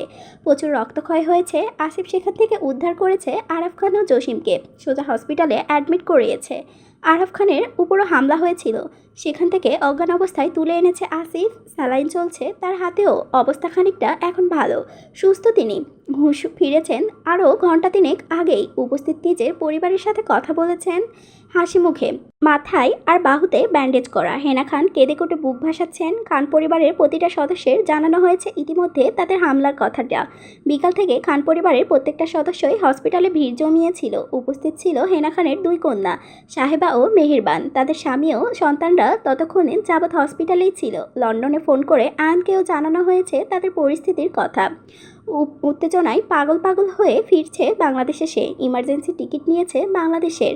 সকাল হতে হতে সেও পৌঁছে যাবে হসপিটালে। মায়ার পরিবার ও বাচ্চায়নি, তাদেরও জানানো হয়েছে কিছুক্ষণ আগে। মেয়ের অবস্থা শুনে কান্নায় জর্জরিত হয়ে তারাও রওনা হয়েছে প্রায় সাথে সাথেই। ঢাকা পৌঁছাতে আরও ঘণ্টাখানিক লাগবে। রাত 1টা। কিছুক্ষণ আগে আরাফ খান জোরপূর্বক সবাইকে বাসায় পাঠিয়েছে হসপিটাল থেকে। বলেছে রাতটা না থেকে সকালে আবার সবাই আসতে। শুধু হেনা খান চায়নি স্বামীর আর সোনামাকে রেখে। দুজনেই ওনার কলিজার মানুষ। তাদের বিধ্বস্ত অবস্থা দেখে অনবরত কেঁদেই চলেছে। আরাফ খান নিষেধাজ্ঞা করেও কোনো কাজ হচ্ছে না তার। একবার মায়ের কেবিনে যাচ্ছে তো আরেকবার আরাফ খানের পাশে থাকছে। হেনা খানের সাথে হসপিটালে আসিফও রয়েছে। রিত ছিল ঘণ্টাখানিক সময়। নিজের পরিবারকে হসপিটালের ভিড় জমাতে দেখে আসিফকে পাহারায় রেখে সে নীরবে চলে গিয়েছে। কারণ অতিরিক্ত ইমোশনাল সিন কোনো কালেই পছন্দ না তার। আর এই মুহূর্তে সেই কাজটাই করবে নিজের পরিবার, তাই নীরব ভঙ্গিতে প্রস্থান করে হসপিটাল থেকে। মায়ের জ্ঞান ফিরেনি। মাথায় ছোটোখাটো ব্রেন স্ট্রোক হয়েছে। পরিস্থিতি চাপে পড়ে গেছে অনেকটা। বিগত 10 ঘন্টা যাবৎ বেহুশ। প্রথমে বেহুশ থাকলেও পরে ডাক্তাররা ফুল পাওয়ারের ইঞ্জেকশন দিয়ে ঘুম পাড়িয়ে রেখেছে মায়াকে। ট্রমা থেকে বের হওয়ার জন্য মস্তিষ্ক ঠান্ডা থাকা প্রয়োজন বলেই মনে করেছে ডাক্তাররা। সেই থেকেই ঘুম। বাম হাতে কানুনা লাগানো, স্যালাইন চলছে ধীর গতিতে। হৃদ স্বাভাবিক ভঙ্গিতে কেবিনে ঢোকে। প্রথমে দৃষ্টি পড়ে মায়ের শুকিয়ে যাওয়া মুখটির দিকে। এক পলক সেই দিকে তাকিয়ে কপাল কুঁচকে তাকায় পাশে উপস্থিত ঘুমন্ত নার্সটির দিকে। মায়ের পাশে চেয়ারে বসা দিব্যি ঘুমাচ্ছে সে। হৃদ বিরক্তি চোখে নিজের হাতের ঘড়িটা দেখে নেয়। 1টা 13 মিনিট। চোখ আউড়িয়ে তাকায় আবারও মায়ের দিকে। মেয়েটা এত ঘুমাচ্ছে কেন? এতক্ষণ উঠে যাওয়ার কথা, নাকি ইচ্ছা করে এই নারী ঘুমাচ্ছে এখনও? এই নারীর বিশ্বাস নেই তাকে জ্বালানোর জন্য সব কিছু করতে পারে এই অবাধ্য নারী। কথাগুলো মনে মনে আউড়িয়ে বিরক্তি নিয়ে গিয়ে দাঁড়ায় মায়ার বেডের পাশে। মায়াকে এক পলক পরোক্ষ করে দৃষ্টি আকর্ষণ করে বয়স্ক নার্সটির। গলা খাকিয়ে বিরক্তি স্বরে ডেকে ওঠে নার্সটিকে। হৃদের প্রথম ডাক না শুনতেই বিরক্ত হয় সে। মুহূর্তে নিয়ে তিক্ত মেজাজে হাত বাড়িয়ে আস্তে করে পাশের ফ্লাওয়ার বাসটি ফেলে দেয় ফ্লোরে। উচ্চ শব্দের ঘুম থেকে ধুরফুরিয়ে ওঠে নার্সটি। শব্দের উৎসে ফ্লাওয়ার বাসকে ফ্লোরে পড়ে থাকতে দেখে থমথমে দৃষ্টিতে তাকালো হৃদের দিকে। হৃদের নির্ভীক মনোভাব বিরক্তিকে খানিকটা কপাল কুঁচকালো। বয়স্ক নার্সটি কিছু বলবে তার আগেই মুখ খুলল হৃদ। আপনার কাজ শেষ, বাইরে যান আপনি। হৃদের কথায় থমথমে খেয়ে যায় তিনি। চোখ বুলাই মায়ের ঘুমন্ত চেহারার দিকে। মায়ের ভাবাবেগ উন্নতি না দেখে অপরাধীর কণ্ঠে বলল নার্সটি, পেশেন্টের তো এখনও জ্ঞান ফেরেনি। পেশেন্টের জ্ঞান না ফেরা পর্যন্ত আমার এখানে থাকতে হবে স্যার, ডাক্তারের আদেশ। তাই আমার বয়স্ক নার্সটিকে থামিয়ে দিয়ে তিক্ত মেজাজে বলল হৃদ, জ্ঞান দেন আমাকে, বলছি জ্ঞান দিতে। ঘুমিয়ে ঘুমিয়ে কিসের পাহারা দেন আপনি? যান এখান থেকে। আপনি পেশেন্টের আমার কাছে থাক, যান আপনি। সরি স্যার, ভুল হয়ে গেছে, আসলে চোখ লেগে গেছিল। আর এমন হবে না, আমি এখানে থাকি স্যার। পেশেন্টের সমস্যা হলে নার্সের প্রয়োজন পড়বে ওনার পাশে। ধৈর্যের বাঁধ ভাঙল হৃদের। সাংঘাতিক বিরক্তিকর মনে হচ্ছে এই মহিলাকে। তার এতটা ধৈর্য সে কোনো কিছুতেই ধরতে পারে না। তাই দাঁতে দাঁত পিষে বলল, সমস্যা আপনার পেশেন্টের না, আমার। আমি আপনার পেশেন্টকে কাঁচা চিবিয়ে খাবো, তাই টেস্ট অনুযায়ী আমার লবণ মরিচ লাগবে। এজন্য কথা না বাড়িয়ে যান, সেটা গিয়ে নিয়ে আসুন কুইক। হৃদের কথার ধারচে অবাক হয় না বয়স্ক নার্সটি, কারণ তিনি জানেন হৃদ খানকে, তার সম্পর্কে ভালোভাবে অবগত। তারপরও তিনি নিজের সুমর্জি চেয়ে কিছু বলবেন তার আগেই হুঙ্কার ছাড়ে ফের ওনাকে চলে যেতে বলে হৃদ। অন্যত্রায় উপায় না পেয়ে পা গুটিয়ে রুম থেকে বের হয়ে যায় তিনি। নার্সটি যেতেই বিরক্ত তীক্ষ্ণ দৃষ্টিতে স্থির হয়ে মায়ের ঘুমন্ত চেহারার দিকে খানিকটা সময় কপাল কুঁচকে তাকিয়ে থাকে ঝুঁকে আসা মায়ের দিকে। মায়ের বেডের দুপাশে হাত রাখে, নিজের দু হাতের মধ্যস্থ করে মায়াকে। গভীর দৃষ্টে চোখ বুলাই মায়ের শুকনো মায়াবী চেহারার দিকে। হৃদ নির্ভীকভাবে ফের কপাল কুঁচকালো। মায়ের উপর আছড়ে পড়ল তার উষ্ণ গরম নিঃশ্বাস। খানিকটা সময় যেতেই হালকা সময়ের ব্যবধানে পিটপিট করে ধীরস্থে তাকালো মায়া। চোখ খুলে তাকাতেই প্রথমে দৃষ্টিগোচর হয় হৃদের কুঁচকানো তীক্ষ্ণ দৃষ্টির মাঝে। নিজের মুখ বরাবর ঝুঁকে আছে হৃদ। মায়ার দৃষ্টি সেদিকে স্থির হয়। একদৃষ্টিতে তাকিয়ে থাকে হৃদের মুখশ্রীতে। গম্ভীর ঘুম থেকে উঠায় বুঝতে পারছে না নিজের অবস্থানের কথা মায়া। এক মুহূর্তের জন্য কিছুই মনে করতে পারছে না সে। কয়েক সেকেন্ডের সময় দিয়ে হৃদের দিকে তাকিয়ে থাকতেই একে একে মনে পড়ল সব কিছু। সাথে সাথে আতঙ্কিত হয়ে যায় হৃদের চেহারা দেখে। উত্তেজনায় নিজের চোখ মুখ খিচে বন্ধ করে নেয়। সাথে সাথে নিজের দুহাত মুষ্টিবদ্ধ করে বেডের চাদর খামচে ধরে শক্ত করে। তৎক্ষণাৎ রক্ত ঝরল স্যালাইনের পাইপ বেয়ে। দুপুরে হৃদের সেই হিংস্র চেহারাটা ঝলঝল করে ভেসে ওঠে মায়ের সামনে।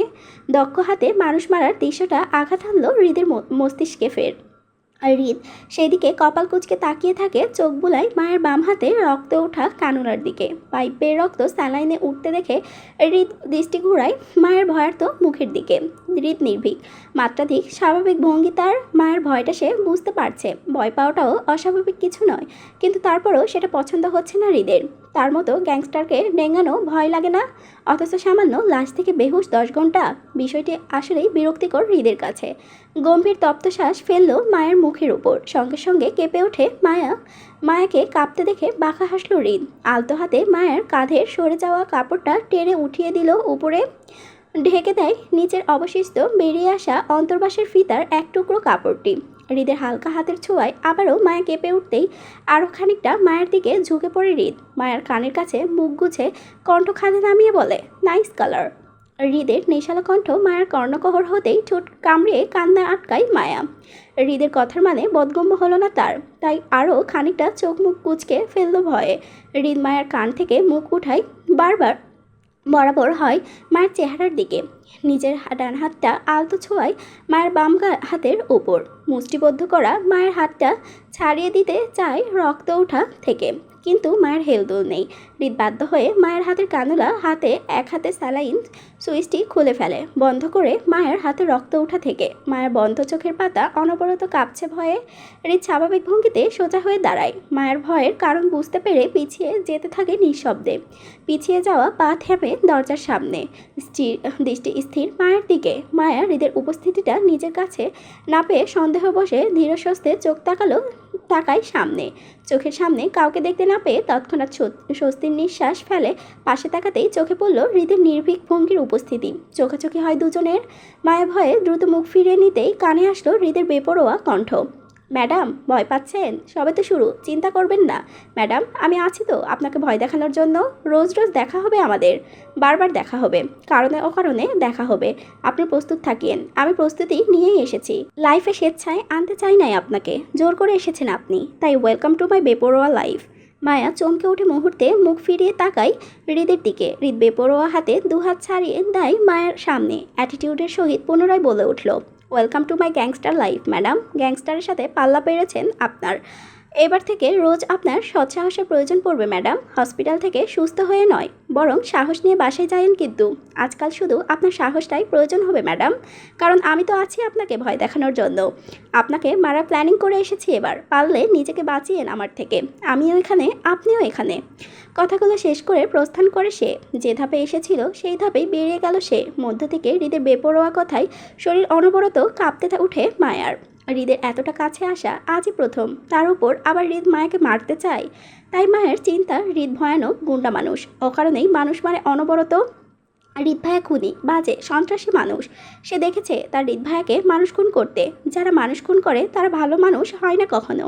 হৃদ ভাইয়াও ভালো না, দুনিয়ার সবচেয়ে নিষ্ঠুর খারাপ মানুষ তার হৃদ ভাইয়া। মায়ের কান্নাগুলো দলা পাকিয়ে আসে গলায়। নিজেকে বাঁচাতে চায় তার সন্ত্রাসী হৃদ ভাইয়া থেকে। কে বাঁচাবে তাকে এই মানুষ থেকে? মায়ের কি বাঁচার কোনো উপায় নেই? উত্তেজনায় টানটান হয়ে গাড়ি থেকে নেমে দৌড়ায় হসপিটালে প্রবেশ করে আয়ন। সারা রাতের অঘুম আর জার্নিতে ক্লান্তটা স্পষ্ট মায়াবী চেহারায়। ইন্টারশিফট থেকে সোজা হসপিটালে এসেছে সে। খানিকটা বিধ্বস্ত চেহারায় হসপিটালের করিডোর ধরে দৌড়ায়। উদ্দেশ্য নিজের নানা ভাই ও মায়াকে দেখা। হামলার খবর পাওয়ার পর থেকে ছটফট করছে সে। ভেতরটা খা করছে মায়াকে এক পলক দেখবার। হসপিটালটার ফার্স্ট ফ্লোর থেকে সেকেন্ড ফ্লোর উঠে করিডোর ধরে কিছুটা পথ দৌড়াতেই চোখে পড়ল করিডোরের রেলিং ধরে নিচের দিকে হেলিয়ে পড়া মায়াকে। লম্বা চুলের বেনি করে পিঠে উপর ছাড়া, সামনের দিকে ঝুঁকে কিছু একটা করার চেষ্টা করছে সে। গায়ের সাদামাটা গাউন জড়ানো। মায়ার সামনের দিকে ঝুঁকে থাকায় চেহারাটা স্পষ্ট নয়। পিঠ দৃশ্যমান আয়নের সম্মোহে। থেমে যায় আয়নের পা, শীতল হয় আয়নের প্রশস্ত বুকখানা। মায়াকে স্বাভাবিক অবস্থায় দাঁড়িয়ে থাকতে দেখে দৌড়ে যায় সেদিকে। আস্মিকভাবে মায়ার বাহু টেনে চেপে ধরে নিচে প্রশস্ত বুকের মাঝে দুহাতে জাপটে ধরে মায়ের পিঠ। আকস্মিক ঘটনায় ভয়ে চমকে ওঠে মেয়েটি। শক্তপোক্ত হাতের পৃষ্ঠে পড়ে দম বন্ধ হয়ে আসছে তার। মুহূর্তে ছটফট করে ওঠে আটকে থাকা বাহুর বন্ধন থেকে ছাড়া পাওয়ার জন্য, কিন্তু আয়ন অনড়, কিছুতেই ছাড়তে নারাজ মায়াকে। নিজের উত্তেজনায় বুকটা শীতল করতে চায় মায়ের বুকে নিয়ে। মেয়েটাকে ছটফটও আয়নের বোধগম্য হচ্ছে না। এক পর্যায়ে মেয়েটি ছাড়া পাওয়ার জন্য ছটফট করতে ভয়ার্ত কণ্ঠে বলল, ছাড়ুন। আয়ন শুনতে নারাজ, তাই নিজের বাক্যে অধৈর্য গলায় বলল সে, তোমাকে নিয়ে প্রচুর ভয় পেয়েছিলাম আমি। মনে হচ্ছিল এই বুঝি হারিয়ে ফেলবো তোমায়। আল্লাহ বাঁচিয়েছে তোমায়। প্লিজ কিছুটা সময় থাকতে দাও আমায় এই অশান্ত বুকে। বড় ছটফট করছে তুমিহীনা বুকটা। প্লিজ 2 মিনিট চাই আমার। আয়নের কথায় দ্বিগুণ ছটফট করে ওঠে মেয়েটি। উত্তেজনায় নিজে ছাড়ানোর চেষ্টা করে বলল, প্লিজ ছাড়ুন আমাকে। কে আপনি? উপন্যাস দেওয়ানা আমার ভালোবাসা সিজন 2 লিখেছেন রিক্তা ইসলাম মায়া, পর্ব 19। তোমাকে নিয়ে প্রচুর ভয় পেয়ে গেছিলাম আমি। মনে হচ্ছিল এই বুঝি হারিয়ে ফেলবো তোমায়। আল্লাহ বাঁচিয়েছে তোমায়। প্লিজ কিছুটা সময় থাকো আমার এই অশান্ত বুকে। বড্ড ছটফট করছে তুমিহীনা বুকটা। প্লিজ 2 মিনিট চাই আবার। আয়নের কথায় দ্বিগুণ ছটফট করে ওঠে মেয়েটি। উত্তেজনায় নিজেকে ছাড়ানোর চেষ্টা করে বলল, প্লিজ ছাড়ুন আমাকে। কে আপনি? অপরিচিত কণ্ঠে চমকে উঠল আয়ন। নিজের হাতটা একটু ঢিল হতেই আয়নকে ধাক্কা দিয়ে ছিটকে সরে গেল মেয়েটি।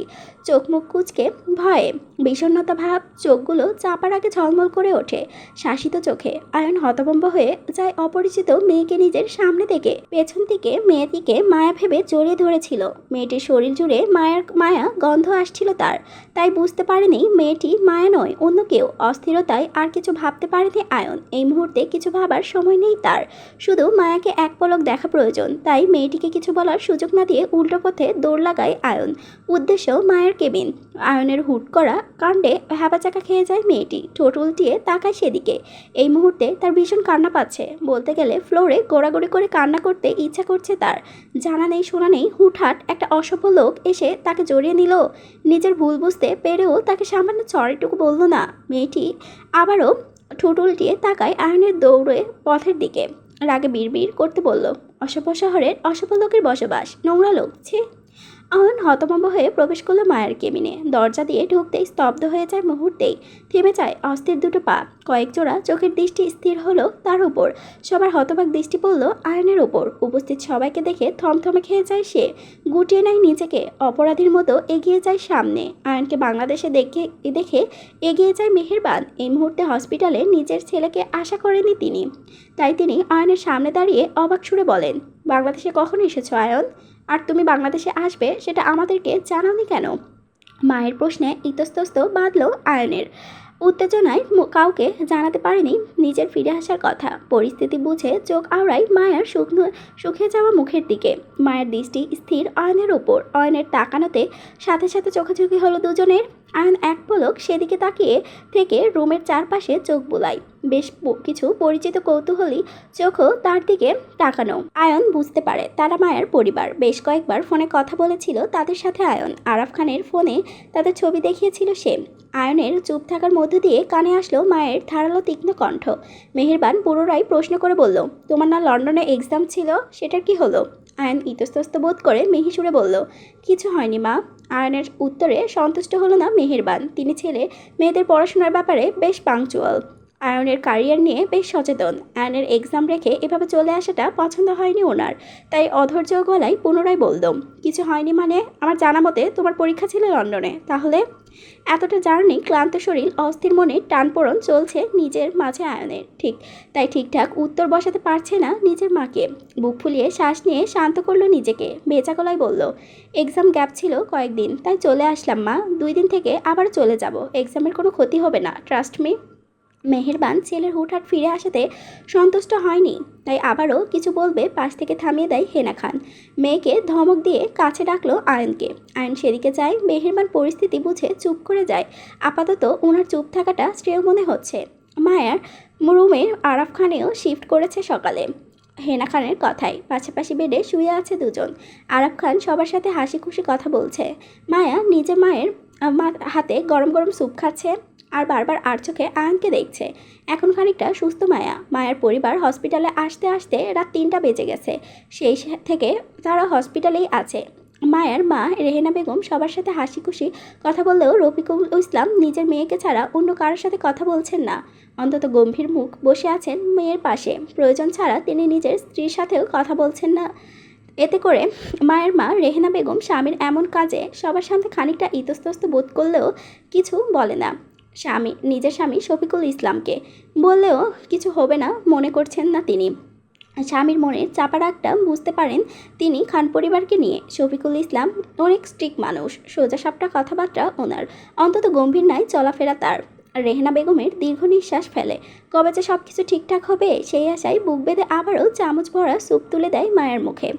আরাফ খানের পাশে হেনা খান হাসি মুখে বসা, বাবার পায়ের কাছে সাহেবা বসা, মেহেরবান দাঁড়ানো। আয়ন গুটি পায়ে এগিয়ে চেয়ার টেনে বসে আরাফ খানের বেডের পাশে।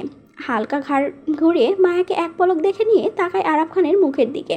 সে কিছু বলবে তার আগেই প্রশ্নের সম্মুখীন হয় আরাফ খানের। তিনি দুষ্টু হেসে ভ্রু নাচিয়ে বলল, ডাক্তার সাহেব, আমার জন্য এত ভালোবাসা, এক রাতে সোজা লন্ডন থেকে বাংলাদেশ, নট ব্যাড।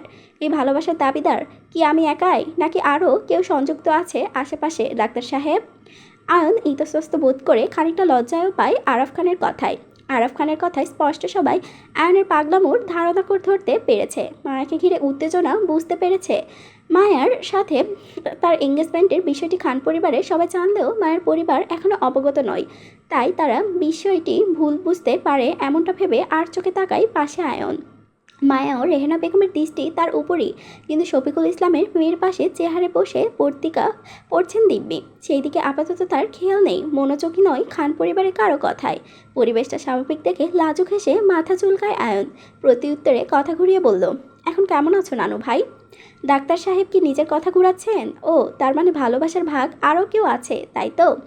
এমন ইতস্তত ঘাড় ঘুরিয়ে নিজের মায়ের দিকে তাকায়। আরাফ খান যে তার পরিস্থিতিটা মজা নিচ্ছে বেশ ভালো বুঝতে পারছে, তবে সেও ছেড়ে দেওয়ার পাত্র নয়। কিন্তু পরিস্থিতিতে চাপে পড়ে ভদ্র সাজতে হচ্ছে তাকে। নিজের মা আর মায়ের পরিবারের পাশে আছে বলে আরাফ খানের কোনো কথার উত্তর বসাতে পারছে না সে, আর সেই সুযোগটাই লুফে নিচ্ছে আরাফ খান। দুজনের মধ্যেই বেশ দুষ্টু মিষ্টি সম্পর্ক, সবার জানা। হেনা খান মিটমিট করে হেসে ওঠে। মেহেরবান ছেলের পরিস্থিতি বুঝে বলে উঠল হেনা খানকে, মা, আমি বাইরে যাচ্ছি একটু। মালাকে বলেছিলাম তোমাদের খাবার আনতে, ফোন করে দেখি কোথায় আছে মেয়েটা। আপা, তুই আমার সাথে আয় তো একটু বাইরে। মেহেরবানের কথায় সাহেবা উঠে দাঁড়ায়। দরজা দিয়ে বের হয়ে যেতেই পেছন থেকে উঠল হেনা খান, ফিহাকে একটু রুমে পাঠিয়ে দিস তো। ফিহার সাথে জুইও বাইরে চা খেতে গেছে, মেয়ে দুটোকে ভেতরে পাঠিয়ে দিস কেমন? আচ্ছা মা। মেহেরবান চলে যেতেই নিজের মাঝে খানিকটা সহজ হয় আয়ন। চোখ ঘুরিয়ে তাকায় আরাফ খানের দিকে। দুষ্টুমি রেখে সিরিয়াস ভঙ্গিতে কপাল কুঁচকে সে তীক্ষ্ণ দৃষ্টিতে বলল, কাল কি হয়েছিল নানা ভাই? হামলাকারীরা কারা ছিল বলতে পারো কিছু? মুখের ভঙ্গি বদলে যায় আরাফ খানের। তিনি ভয়ার্ত চোখে তাকায় মায়ের দিকে। মায়ের চেহারায় ভয়টা স্পষ্ট, চুপছে আসে নিজের মাঝে। আয়নের কথা প্রশ্নে নিজেকে মাকে মুহূর্তে চেপে ধরে শক্ত করে। মেয়ের ভয়ের কারণ বুঝতে পেরে রেহরা বেগম দুহাতে জড়িয়ে নেয় মায়াকে। তার সাথে সাথে পত্রিকা থেকে চোখ তুলে তাকায় শফিকুল ইসলাম। মেয়ের হঠাৎ এতটা ভয়ে কারণটা বুঝতে পারছে না। তীক্ষ্ণ সন্দেহে দৃষ্টি নিক্ষেপ করলো মায়ের দিকে। ওনাকে খান পরিবারের থেকে বলা হয়েছে যে মায়ের ছোটোখাটো অ্যাক্সিডেন্টের কথা।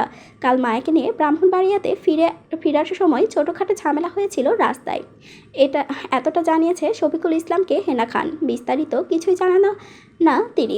বিষয়টা উপস্থিত কেউই জানেন না, এমনকি আরাফ খানও না। হামলা হওয়ার সময় মায়ের সাথে তিনি ছিলেন না।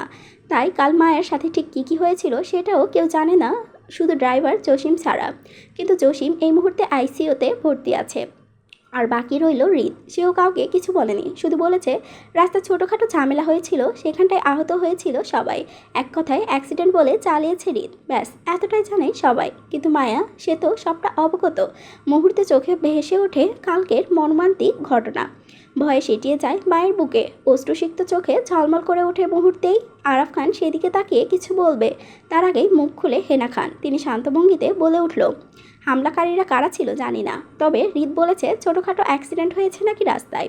আর আসিফ বলল তোর নানা ভাই নাকি গাড়িতে না থাকায় আহত হয়েছে মাঝ রাস্তায়। জসিম নাকি গাড়ির সামনে বসা ছিল, তাই বেশ আঘাত পেয়েছে কাঁচের টুকরো ঢুকে।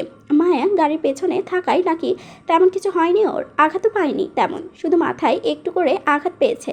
কিন্তু মায়ের জন্য এমন পরিস্থিতিটা প্রথম ছিল বলে মায়াকে চাপ পেয়ে একটু বেশি পেয়েছে। ট্রমাতে আছে এখন, ডক্টর বলেছে সেটা কাটাতে বেশ কয়েকদিন সময় লাগবে সুস্থ হতে।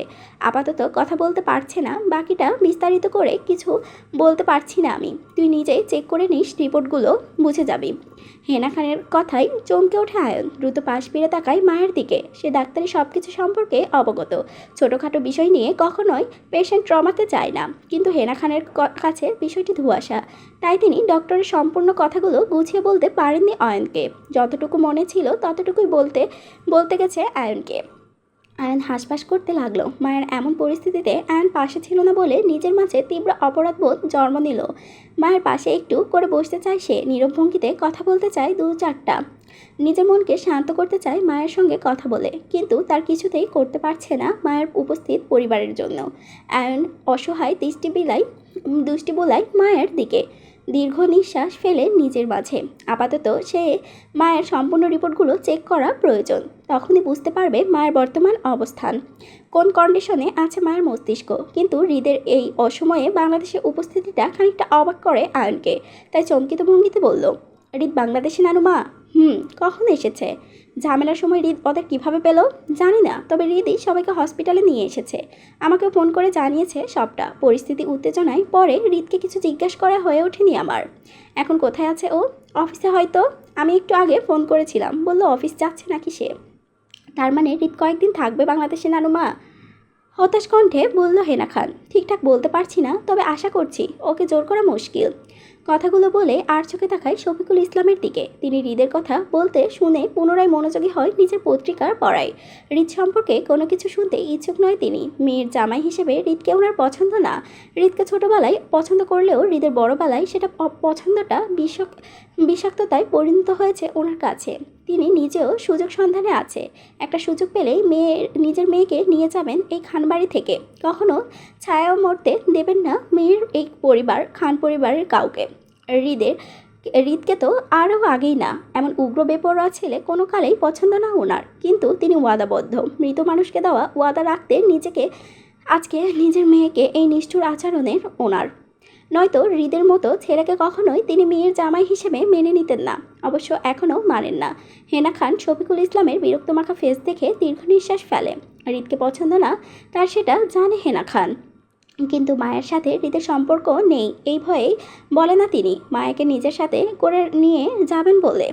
তাই তো তাড়াহুড়ো করে অয়নের সাথে বিয়ে দিতে চায় তিনি, কিন্তু অয়নের কথার জন্য চুপ করে আছেন তিনি। এবার আল্লাহ জানে পরিস্থিতিটা কোন দিকে যায়, শেষ পর্যন্ত কি হয় তাদের জীবনে। হেনা খান দীর্ঘ নিঃশ্বাস ফেলে আয়নকে পুনরায় বলে উঠল, ছেলেটা একা বাসায়, এতদিন পর বাড়িতে এসেছে ছেলেটা, আমরা সবাই ওর সাথেই সময় কাটাতে চাই। তুইও অনেকটা পথ জার্নি করে এসেছিস, ডক্টরের সাথে কথা বল, মায়া আর তোর নানু ভাইকে হসপিটাল থেকে বাড়িতে শিফট করার ব্যবস্থা কর। খানবাড়ির থেকেই বাকি চিকিৎসা হবে দুজনের, দরকার পড়লে তবুও বাড়িতে নিয়ে যাওয়ার ব্যবস্থাটা করে দে না আজই। হেনা খানের কথায় অর্থ বোঝে আয়ন, কিন্তু দুজনের শরীরে কন্ডিশনের রিপোর্ট দেখে বলতে হবে তাদের বাসায় শিফট করাটা সুইটেবল হবে কিনা। সে ডক্টরের মানুষ, সব কিছু বুঝে খানিকটা সম্মতি জানাতে চায় হেনা খানের কথায়, কিন্তু মাঝখান থেকে থামিয়ে দেয় আরাফ খান। তিনি স্ত্রীর কথায় সম্মতি জানিয়ে বলেন, হ্যাঁ তোর নানুমা ঠিকই বলছে অয়ন, আমরা বাকিটা চিকিৎসা বাড়ি থেকে নিব, তুই শিফট করার ব্যবস্থা করে দে দ্রুত। হসপিটালের পরিবেশটা মনে ধরছে না আমার, কেমন রুগী ফিল হচ্ছে, কিন্তু আমি তো সুস্থ মানুষ, তাই বাসায় যেতে চাই। কি বলতো শফিক, তোমাদের দেখে কি অসুস্থ মনে হয় আমার? উৎসুক দৃষ্টিতে তাকায় আরাফ খান, সেই সাথে উপস্থিত সবাই উৎসুক দৃষ্টি ভর করে ওনার দিকে। আরাফ খান শফিকুলকে সহজ করতে চাইছেন, নিজেদের মাঝে দূরত্বটা কমাতে চাইছেন, তাই আগ বাড়িয়ে কথা ওনার। কিন্তু শফিকুল ইসলাম অনড়, আরাফ খানের কথা শুনেও শুনলেন না এমন একটা ভাব, মনোযোগ সহকারে পত্রিকায় পড়ে ব্যস্ত। রেহনা বেগম স্বামীর মনোমস্তিষ্ক ভাব দেখে দ্রুত চোখ ঘোরায় আরাফ খানের দিকে। পরিস্থিতি সামাল দিতে হাসি মুখ টানল। আরাফ খানের উদ্দেশ্যে বলে উঠল, একদমই নয় চাচা, বরং আপনাকে দেখলে মনে হয় সুস্থপোক্ত জোয়ান মানুষ হসপিটালে এসে ভিড় জানাচ্ছে শুধু শুধু। হসপিটালের হলো রোগীদের বাসা, এখানে কি সুস্থ মানুষ শোভা পায় চাচা? রেহেনা বেগমের কথায় উপস্থিত হাসলো সবাই, তবে শফিকুল ইসলাম নির্ভীক ভঙ্গিতে বিরক্তি প্রকাশ করলো স্ত্রীর আগ বাড়িয়ে কথায়। শফিকুল ইসলামের করা কাজে চাপা কষ্ট পেলেন হেনা খান ও আরাফ খান। শফিকুলের এই রাগ আজ থেকে নয়, বরং বিগত কয়েক বছর ধরে।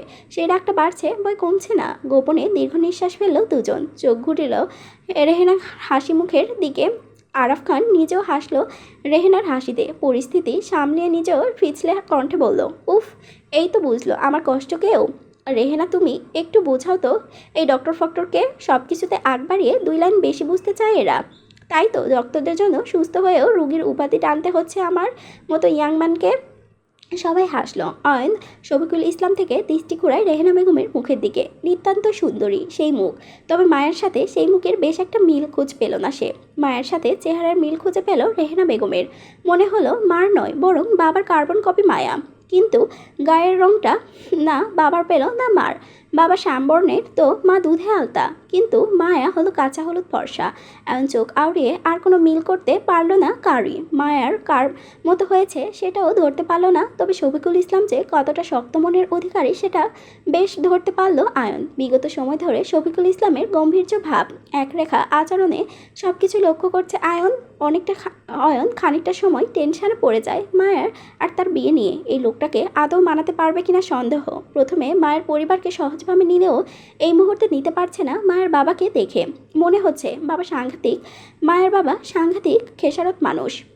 মেয়ে নিয়ে ঝামেলা করবে এটা নিশ্চিত আয়ন কিছুটা টেনশনে পড়ে যায়।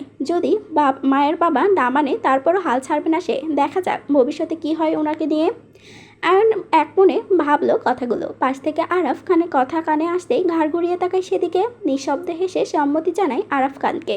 আয়ন উঠে দাঁড়ায় সব কিছু ব্যবস্থা করতে। পেছন ঘুরতেই রুমে প্রবেশ করলো ফিহা। তার ঠিক পেছনে ভদ্রপায়ে প্রবেশ করলো আরও একটি মেয়েকে দেখে মুহূর্তেই খানিকটা চমকায় আয়ন। মনে পড়ে তখনকার হওয়া অ্যাক্সিডেন্টের কথা। মেয়েটি প্রথমে হাসি মুখে প্রবেশ করলেও অয়নকে চোখের সামনে দাঁড়িয়ে থাকতে দেখে সেও চমকে ওঠে। থমথমে খেয়ে যায় জায়গায় দুজনেই। ফিহা বেশ হাসি মুখে কথা বলছে মেয়েটির সাথে। আয়ন সেদিকে কপাল কুঁচকে তাকায়। কয়েক সেকেন্ডের ব্যবধানে মেহেরবানও মালাকে নিয়ে কক্ষে প্রবেশ করলো। বাসা থেকে খাবার আনিয়েছেন সবার জন্য, ঘরের খাবার। ফিহা মেহেরবানের সাথে এগিয়ে যান সামনে, কিন্তু মেয়েটি ঠাই জায়গায় দাঁড়িয়ে আছে, নড়চড় নেই। খানিকটা হাসপাস করছে আয়নকে সেখানে দেখে। আয়ন সামনে একটা অপরিচিত মেয়েটি কে হতে পারে সেটা বোধগম্য হচ্ছে না তার। স্বাভাবিক ভঙ্গিতে কয়েক সেকেন্ডের মধ্যে দৃষ্টি ফিরিয়ে পাশে রাখলো। পরিবারের সামনে কোনো অপরিচিত মেয়ের দিকে তাকানো ভালো লক্ষণ না, সেটা ভালো চোখে নিবে না কেউ, যত সে ভালো চোখে দেখুক না কেন। আয়নের ভাবনার মাঝেই ডাকলো হেনা খান। তিনি বললেন, জুই, তুমি দরজায় দাঁড়িয়ে আছো কেন? ভেতরে আসো, ফিহার সাথে কিছু খেয়ে নিবে, আসো। হেনা খানের কথায় জুই সম্মতি জানানোর আগেই নীরবতা ভাঙল শফিকুল ইসলাম। তিনি অন্তত গম্ভীর মুখে বলে উঠল, ধন্যবাদ মিসেস খান এতটা সহানুভূতি দেখানোর জন্য, কিন্তু সেটা আপাতত রাখতে পারছি না আমি, কারণ মেয়েকে খাওয়ানোর যথেষ্ট সামর্থ্য আমার আছে। আমার মেয়েকে নিয়ে এতটা চিন্তা হওয়ার প্রয়োজন নেই। যতটা দয়া দেখাচ্ছেন ততটা প্রয়োজন নেই আমার মেয়েদের। তাছাড়া আমার মেয়েদের নিয়ে অন্যের মাতামাতিটা পছন্দ না আমার। অন্তত শক্ত গলায় বলল কথাগুলো শফিকুল ইসলাম। হেনা খানের সাথে অন্তত কঠিন বাক্যে ব্যবহার করলেও তার থেকে দ্বিগুণ কোমল হলো জুইয়ের দিকে তাকিয়ে। নিজের কণ্ঠস্বর খাতে নামিয়ে আদরের সহিত নিজের কাছে ডাকলো জুইকে। বাবার ডাকে গুটি পায়ে এগিয়ে গেল সেদিকে জুই। শফিকুল ইসলাম পাশে দাঁড়াতেই মাথায় আদরে হাত বুলালো তিনি। কোমল স্বরে বলল, ক্ষুধা পেয়েছে তোমার? কিছু খাবে তুমি? বাবাকে বলো নিয়ে যাবো তোমায় খাওয়াতে। যাবে তুমি? শফিকুল ইসলামের কথায় মুহূর্তে মাথা নাড়ল জুই। রেহেনা বেগমের দিকে চোখ তুলে তাকাতেই তিনি চোখের ইশারায় বুঝালো খাওয়ার জন্য যেতে। রেহেনা বেগমের ইশারা অনুযায়ী সাথে সাথে মিহি কণ্ঠে বলে উঠল জুই, যাবো আব্বু। মেয়ের কথার সাথে সাথে উঠে দাঁড়ায় শফিকুল ইসলাম। নিজের হাতের পত্রিকাটা কর্নার সাইডে টেবিলে রেখে গায়ের পাঞ্জাবি টেনে ঠিক করে। জুইয়ের অনেকটাই খিদা পেয়েছে সেটা বুঝতে পেরেছেন শফিকুল ইসলাম। শেষ খাবার খেয়েছিল কাল রাতে। মধ্যরাতে মায়ের অ্যাক্সিডেন্টের কথা শুনে প্রায় সাথে সাথে পাগল হয়ে বের হয়েছিল ওনারা জুইকে নিয়ে ব্রাহ্মণবাড়িয়া থেকে। উত্তেজনায় কিছুই খাওয়ানো হয়নি জুইকে। সারা রাত না খেয়েই রয়েছে মেয়েটা। এখন সকাল 11টা বাজে। অনেকটা সময়ের ক্ষুধা পেয়েছে পেটে। আপাতত মেয়েকে কিছু খাওয়ানো দরকার। বাবা হয়ে আবারও আগেই খোঁজ নেওয়া দরকার ছিল মেয়ের। অনেকটা অপরাধবোধ কাজ করলো মনে, কিন্তু সেটা প্রকাশ করলো না। অন্তত গম্ভীর মুখে চলে যেতে নাই জুইকে নিয়ে, কিন্তু আবারও ঘুরে দাঁড়ায়। হুট করে কিছু মনে পড়ায় 2 কদম এগিয়ে যায় মায়ের দিকে। আদুরে হাত মায়ের মাথায় বুলিয়ে আদরের সহিত বলে ওঠে, আব্বু জুইকে নিয়ে কিছুক্ষণের মধ্যে ফিরে আসবো, কেমন? তোমার কিছু লাগবে ঋতু? কি আনবো আব্বু তোমার জন্য বলো? মায়ের কথা বলতে না পারায় মাথা নাড়িয়ে সম্মতি জানায়, যার অর্থ তার লাগবে। মেয়ের সম্মতিতে হাসলো শফিকুল ইসলাম। পাশ থেকে খাতা কলম নিয়ে হাত বাড়িয়ে দিল মায়াকে, বলল, এটার মধ্যে লিখে ফেলো তো ফটাফট তোমার কী কী লাগবে, আব্বু আসার সময় নিয়ে আসবে তোমার জন্য। মায়ের বুক থেকে উঠে বসে মায়া, খাতা কলম হাতে নিয়ে লিখতেই সেদিকে উকি দেয় জুই। মায়া কী লিখেছে সেটা দেখার চেষ্টা করছে। মায়া নিজের লেখাটা শেষ করে শফিকুল ইসলামের দিকে এগিয়ে দেয়। কাগজের টুকরোটা হাতে নিতেই মুখ ভর্তি হেসে তিনি মায়া দিকে তাকিয়ে বলল, জুই যা খাবে তাই খাবে তুমি, অন্য কিছু খাবে না। জুইয়ের যতটা আইসক্রিম চিপস তাই তোমারটাও ততটাই চাই, এর থেকে বেশি কম চাইবে না তোমার। মায়ের মাথার নারী সম্মতি জানায়, যার অর্থ না। শফিকুল ইসলামের প্রাণবর্ত মেয়ের হাসে কাণ্ডে। মায়া পাশ থেকে সবসময় এমন আবদার করে শফিকুলের ইসলামের কাছে। শুধু মায়া নয়, জুইও কম চায় না। দুজনই একই রকম। ওনার দুই কন্যাই চোখের মধ্যমণি, কলিজার টুকরো। ওনার কাছে সব সম্পর্ক থেকে দিকে দুই মেয়ের কাছে হাতে বাবা হিসেবে ওনার সম্পর্ক অন্যদিকে। মেয়েদের নিয়ে কারোর সাথে কম্প্রোমাইজ করতে চায় না তিনি যত্নবান মেয়ের প্রতি।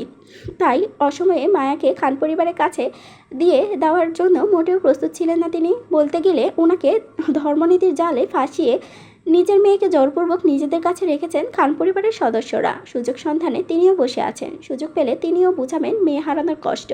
দীর্ঘ নিঃশ্বাস ফেলে শফিকুল ইসলাম। আবারও মায়ের মাথায় হাত বুলিয়ে সম্মতি জানিয়ে চলে যান তিনি। শফিকুল ইসলাম বের হতেই এক লাফে এগিয়ে আসে জুই। চুপচাপ দাঁড়িয়ে থাকা মেয়েটার চোখে মুখে মুহূর্তেই ভাসে আগত চঞ্চলতা। হাত বাড়িয়ে চট করে গাল টেনে মায়ার চঞ্চল ভঙ্গিতে বলে ওঠে, তোর থেকে সব কিছু দুইটা বেশি খাবো আমি। আব্বুর সাথে আমি যাচ্ছি বাহিরে, তুই না, তাই খাওয়ার তালিকাটাও বেশি বেশি হবে আমার। গেলাম আমি, তুই বসে বসে আফসোস কর যা। জুইয়ের কথায় ক্ষিপ্তে দৃষ্টিতে তাকায় মায়া, যার অর্থ, খবর দেয় তুই আমার থেকে বেশি খাওয়ার চেষ্টা করবি না জুই, সমান সমান খাবি। মায়ের রাগান্বিত চোখে ঠোঁটে প্রসারিত করে জুই হাসে। পাশ থেকে রেহনা বেগম দ্রুত তাড়া দিয়ে বলল, আচ্ছা যা, তুই বেশি খাস, এখন তোর আব্বু বাইরে অপেক্ষা করছে তোর জন্য, দ্রুত যা তুই, দেরি হলে আবার রাগ করবে যা। রেহেনা বেগমের কথায় মুহূর্তে মায়াকে জিভ দেখিয়ে ভেঙচিয়ে দৌড়ায় শফিকুল ইসলামের পেছন পেছন। মায়া অসহায় ভঙ্গিতে তাকায় নিজের মায়ের দিকে। অসুস্থ না থাকলে নিশ্চয়ই মনে সেও যেত বাবার পেছন পেছন। মেয়ের অসহায় ফেস দেখে সান্ত্বনা দিল রেহেনা বেগম। তিনি বললেন, তোর আব্বু বলেছে না জুই যা খাবে তাই আনবে তোর জন্য, তাহলে ব্যাস তাই আনবে তোর জন্য, যা জুই খাবে, একটুও কম বেশি করবে না দেখিস। এখন শুয়ে পড়তো তুই, আয় এদিকে। মায়া হালকা হাসলো। মায়ের কথা মনে ধরেছে ওর, তাই বাধ্য মেয়ের নাই শুয়ে পড়লো বেডে। গাল ফুললো না আর। রেহেনা বেগম মায়াকে শুয়ে পাশে তাকাতেই চোখ পড়ল একজোড়া চোখের বিষণ্ণতার দৃষ্টি। তিনি খানিকটা ইতস্তত বোধ করলেন। স্বামীর করা কাণ্ডে বারবার লজ্জিত হচ্ছেন, কিন্তু তিনিও নিরুপায়। স্বামীর মুখের ওপর কথা বলার সাধ্য ওনার নেই, তাই অপরাধী গলায় ক্ষমা চাইলেন সবার কাছে স্বামীর হয়ে। হেনা খানের দৃষ্টি ছলছল, অশ্রুতে টইটুম্বর হয়ে আছে আঁখি জোড়া। উপস্থিত সবাই এতক্ষণে মুগ্ধ দৃষ্টিতে তাকিয়েছিল মায়ার পরিপূর্ণ পরিবারের দিকে। শফিকুল ইসলাম মেয়ের সাথে কতটা প্রাণবন্ত ও যত্নশীল সেটাই মুগ্ধতা নিয়ে দেখছিল তারা। হেনা খান বুঝতে পারে শফিকুল ইসলামের মনের ব্যথা। ওনাদের জন্য শফিকুল ইসলামের সাজানো সুন্দর পরিপূর্ণ সংসারটা অপূর্ণ হয়ে আছে, কিন্তু তারাও নিরুপায়। মায়াকে ছাড়া খান পরিবারটাও তো অপূর্ণ। মায়াকে ফিরিয়ে দিলে তারা স্বামী স্ত্রী থাকবে কি নিয়ে? তাই পরিস্থিতির দায়ে তারাও স্বার্থপর, দরকার হলে আরও স্বার্থপর হবে। তারপরও মায়াকে দিবে না শফিকুলের সাথে যেতে। শফিকুলও তো একা নেই, তারও তো আরও একটা মেয়ে আছে। তাদের ভালো থাকার কারণও এখন জুই। তাহলে তিনি কেন মায়াকে ফিরিয়ে দিবে তাদের কাছে? না, তিনি দিবেন না, কিছুতেই না। মনকে শক্ত করে তাকায় সামনে আয়নের দিকে আহত দৃষ্টিতে, যার অর্থ, আয়ন পারবি তো মায়ের পরিবারকে রাজি করাতে? পারবি তো তুই আমার সোনামাকে আমার কাছে রাখতে? আয়ন হেনা খানের দৃষ্টি বুঝে চোখের ইশারায় আশ্বস্ত করে, যার অর্থ সে আছে। দুজনের চোখে কথায় বের হয়ে আসে অয়ন। মাথায় তার অন্য চিন্তা, অপরিচিত মেয়েটি মায়ার বোন এটা নিশ্চিত সে, কিন্তু কখনো এই মেয়েটি সম্পর্কে অবগত ছিল না সে। কেউ বলেনি মায়ের সমবয়সী একটা বোন আছে। আচ্ছা, মেয়েটা কি মায়ের যমজ বোন? মায়েরা কি টুইন বোন? দেখে তো সেটাই মনে হলো আয়নের। তার জন্যই হয়তো সকালের করা কাণ্ডে বুঝতে পারেনি মাকে জড়িয়েছিল না কাকে জড়িয়েছিল সে? মেয়েটির শরীর থেকে মায়া মায়া গন্ধটাও পাচ্ছিল সে। পেছন থেকেও এক কদম মায়ের প্রতিচ্ছবি মনে হচ্ছিল তার। আয়ন দীর্ঘ নিঃশ্বাস ফেলে। সকালের কাজটার জন্য অনুতপ্ত সে, কিন্তু ভেতরে টানপোড়েনের জন্য তখন সরি বলার সুযোগ পায়নি। আর এখন মেয়েটির চেহারা দেখে মনে হচ্ছে মেয়েটিও ভয়ানক ভয় পেয়েছে আয়নকে। মেয়েটি সকালের জন্য করা কাজটির জন্যতে সরি বলতে হবে, কিছুতেই মিটমাট করতে হবে, কিন্তু কিছুতেই ইচ্ছেতে হয়নি। অনিচ্ছাকৃত পরিস্থিতিতে ছিল তখন। এখন সুযোগ পেলে সরি বলে দিবে মেয়েটিকে। যেহেতু সে মায়ের বোন, তাই নিজেদের মধ্যে কোনো ভুল বোঝাবুঝি চায় না আয়ন। যদি এর জন্য মায়া আয়নকে ভুল বোঝাতো। উপন্যাস দেওয়ানা আমার ভালোবাসা সিজন 2 লিখেছেন রিক্তা ইসলাম মায়া। পর্ব 20। রাত 8:11। মায়ের হাত চেপে ধরে খানবাড়ির ড্রয়িং রুমে সোফায় বসায় হেনা খান। শরীরটা খানিকটা দুর্বল। আরাফ খানকে সোজা রুমে শিফট করা হয়েছে। শরীর দুর্বল হলেও দুজনেই চলাফেরা করতে পারছে খানিকটা। মায়ের মাথায় চারপাশ ঘুরিয়ে ব্যান্ডেজ করা, শরীরের কোনো আঘাত নেই। আয়ন আরাফ খানের তদারকির জন্য সেখানটায় আছে। হেনা খান ছাড়া বাকি সবাই উপরে আরাফ খানের রুমে। মায়ের পাশে অবাক ভঙ্গিতে বসে আছে জুই। দৃষ্টি ওর খানবাড়ির বিলাসপূর্ণতার গুঞ্জে গুঞ্জে। প্রভাব প্রতিপত্তি নিয়ে বানানো অহংকারী বাড়িটি দেখছে হতবাক হয়ে। জুই জানতো মায়ের শ্বশুরবাড়ি ধনী দৌলতি, কিন্তু এতটা নামি দামি হবে জানা ছিল না। অবাকের শীর্ষস্থানে সে তখন থেকে শুধু গোল গোল চোখে চারপাশটায় পর্যবেক্ষণ করে যাচ্ছে। মনোমুগ্ধকর এই খানবাড়ির প্রতিটি দৃশ্যপট। হেনা খান মায়াকে বসিয়ে পা বাড়ায় কিচেনের দিকে। জুই হেনা খানের যাওয়ার দিকে এক পলক তাকিয়ে থেকে নিজের অবাকতায় প্রশ্ন করলো মায়াকে। বলে উঠল, মায়াবিনী, তোর শ্বশুরবাড়ি তো হেব্বি বড় লোক। আব্বু বলে বড় লোকরা নাকি অহংকার টাইপের হয়। তোর শ্বশুরবাড়ির মানুষগুলো কি তাই? আমার কিন্তু তাই মনে হয়। মানুষগুলোকে দেখলে কেমন অহংকারী অহংকারী টাইপ লাগে। জুয়ের কথায় চোখ কুচকে তাকায় মায়া। খানবাড়ির কেউ অহংকারী নয়, সবাই প্রাণবন্তর মানুষ। খানবাড়ির আসার পর থেকেই দেখে এসেছে সবার অগাধ ভালোবাসা, কিন্তু জুয়ের এটা অবগত নয়। আজই প্রথম খানবাড়িতে পা রাখা জুয়ের। খানবাড়ির মানুষগুলোকে ওপর দিয়ে অহংকারী মনে হলেও ভেতর থেকে সবাই কোমল মনের মানুষ। দুদিন থাকলে জুয়ে বুঝে যাবে সেটা। মায়া নিবাক। আপাতত মায়ার বাকশক্তি বন্ধ, কিন্তু শ্রবণ শক্তি তো ঠিকঠাকই। জুই দুষ্টু হাসে। মায়াকে কথা বলতে না দেখে পুনরায় দুষ্টুমি ভাব টানলো মুখে। বলে উঠল, ও আমি তো ভুলেই গেছিলাম তুই এখন প্রতিবন্ধী। মুখে তো আপাতত তালা মারা। আচ্ছা, ব্যাপার না, তোর ভাগের কথাগুলোই আমি সেরে নিব নে। আমি আবার দয়ালু মানুষ। প্রতিবন্ধী মানুষদের দেখলে একটু আধটু দয়া মায়া হয়, বুঝলি? কথাগুলো বলেই বেশ ভাব নিল মায়ের সাথে জুই। মায়ের কুচকানো চোখ দুটো মুহূর্তেই রাগের আভাস ফুটে উঠল। জুয়ের কথা মোটেও পছন্দ হয়নি ওর। সে কোনো প্রতিবন্ধী নয়, তাহলে কেন তাকে বারবার জুই প্রতিবন্ধী বলে ভ্যাঙ্গাতে করছে? মায়া চোখ মুখ কুচকে রাগে দৃষ্টিতে জুয়ের দিকে তাকাতেই ড্রয়িংয়ে প্রবেশ করলো কেউ। দুই বোনের দুষ্টু মিষ্টি কথাবার্তা কানে আসতেই বেখেয়ালি চোখ পড়ল সেদিকে।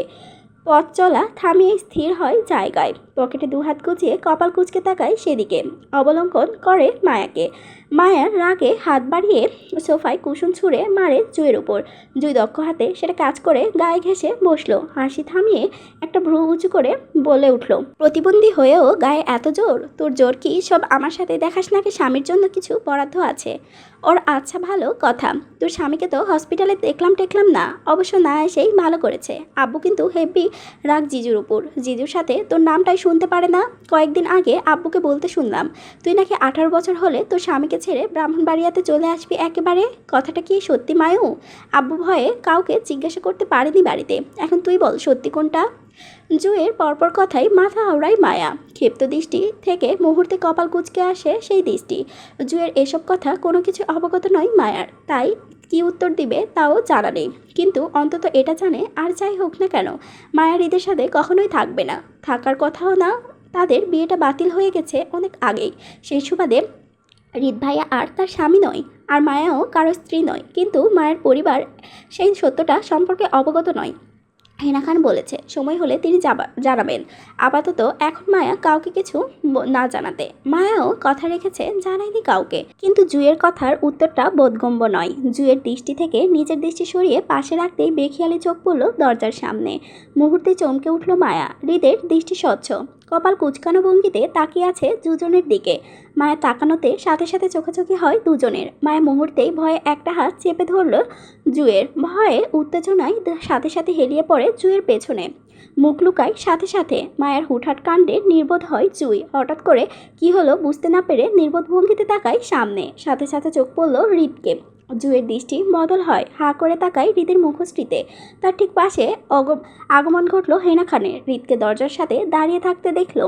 তিনি হাসি মুখে কিছু বলবে তার আগে চোখ পড়ল জুঁয়ের অবাক করার দৃষ্টি। মায়া ঝুঁকে তাকায়, চোখ পড়ল না মায়াকে ওনার, কিন্তু জুঁয়ের দৃষ্টি অনুসরণ করে সাথে সাথেই তাকায় সামনে। হৃদ স্বাভাবিক ভঙ্গিতে তাকিয়ে আছে সেদিকে। হেনা খান চমকে ওঠে দুজনের দৃষ্টি বদলের বিষয়টিতে।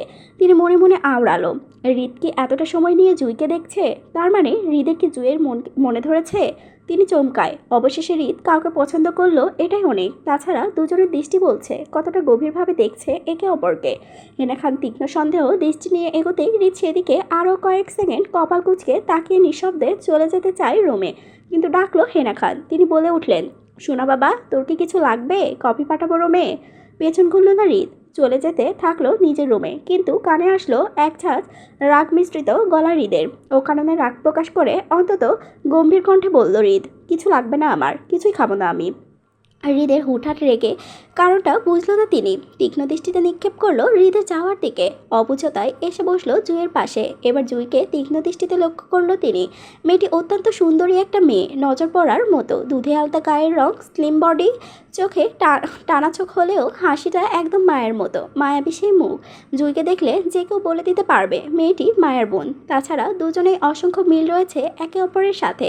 হয়তো বোন বলে এতটা মিল দুজনের মধ্যে। দীর্ঘ নিঃশ্বাস ফেললেন তিনি গোপনে। হৃদের যদি জুঁইকে পছন্দ হয় তাহলে তাই করবেন তিনি, যেভাবেই হোক না কেন। শফিকুল ইসলামকে মানিয়ে হৃদের বউ করে আনবে জুঁইকে। তারপরও হৃদের একটা সংসার চায়। হৃদকে নিজের মাঝে আটকাতে চায়, বেপরোয়া থেকে দায়িত্বশীল বানাতে চায়। মায়ের সাথে বিয়ে বাতিলের পর অনেকটা ভেঙে পড়েছেন তিনি, কিন্তু আজ হৃদের দৃষ্টি বদলের বিষয়টি লক্ষ্য করে আবারও আশার আলো জেগেছে মনে ওনার। দেখা যাক দুজনের মধ্যে বিষয়টি আসলে সত্য কিনা। হেনা খান বিষয়টি ভালোভাবে জানতে চায়, তাই একটা আলাদা দৃষ্টি সবসময় থাকবে হৃদ ও জুঁইয়ের উপর। কথাগুলো নীরবে ভেবেই হঠাৎই মাথায় হাত রাখলো জুঁইয়ের। আদরে একটা হাত বোলাতেই ইতস্তত বোধ করলো জুঁই। কিন্তু কিছু বলল না জুঁই, চুপ থাকলো। হেনা খান কয়েক সেকেন্ডের মধ্যে মায়াকে ডাকলো।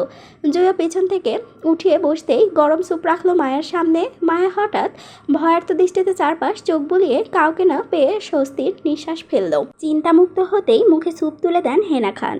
নাচভঙ্গিতে চুপচাপ খেয়ে নিল সবটা। হেনা খান চলে যেতে নিলে আবার চোখ আউড়িয়ে তাকায় জুঁইয়ের মুখপানে। জুঁই মায়ের সাথে জড়ো হয়ে বসে আছে। হেনা খান প্রস্থান করতেই জুঁইয়ের চেপে ধরে রাখা আবেগটা সাথে সাথে প্রকাশ ঘটল চেহারায়। উৎফুল্লতার সঙ্গে মুখ খুলল জুঁই।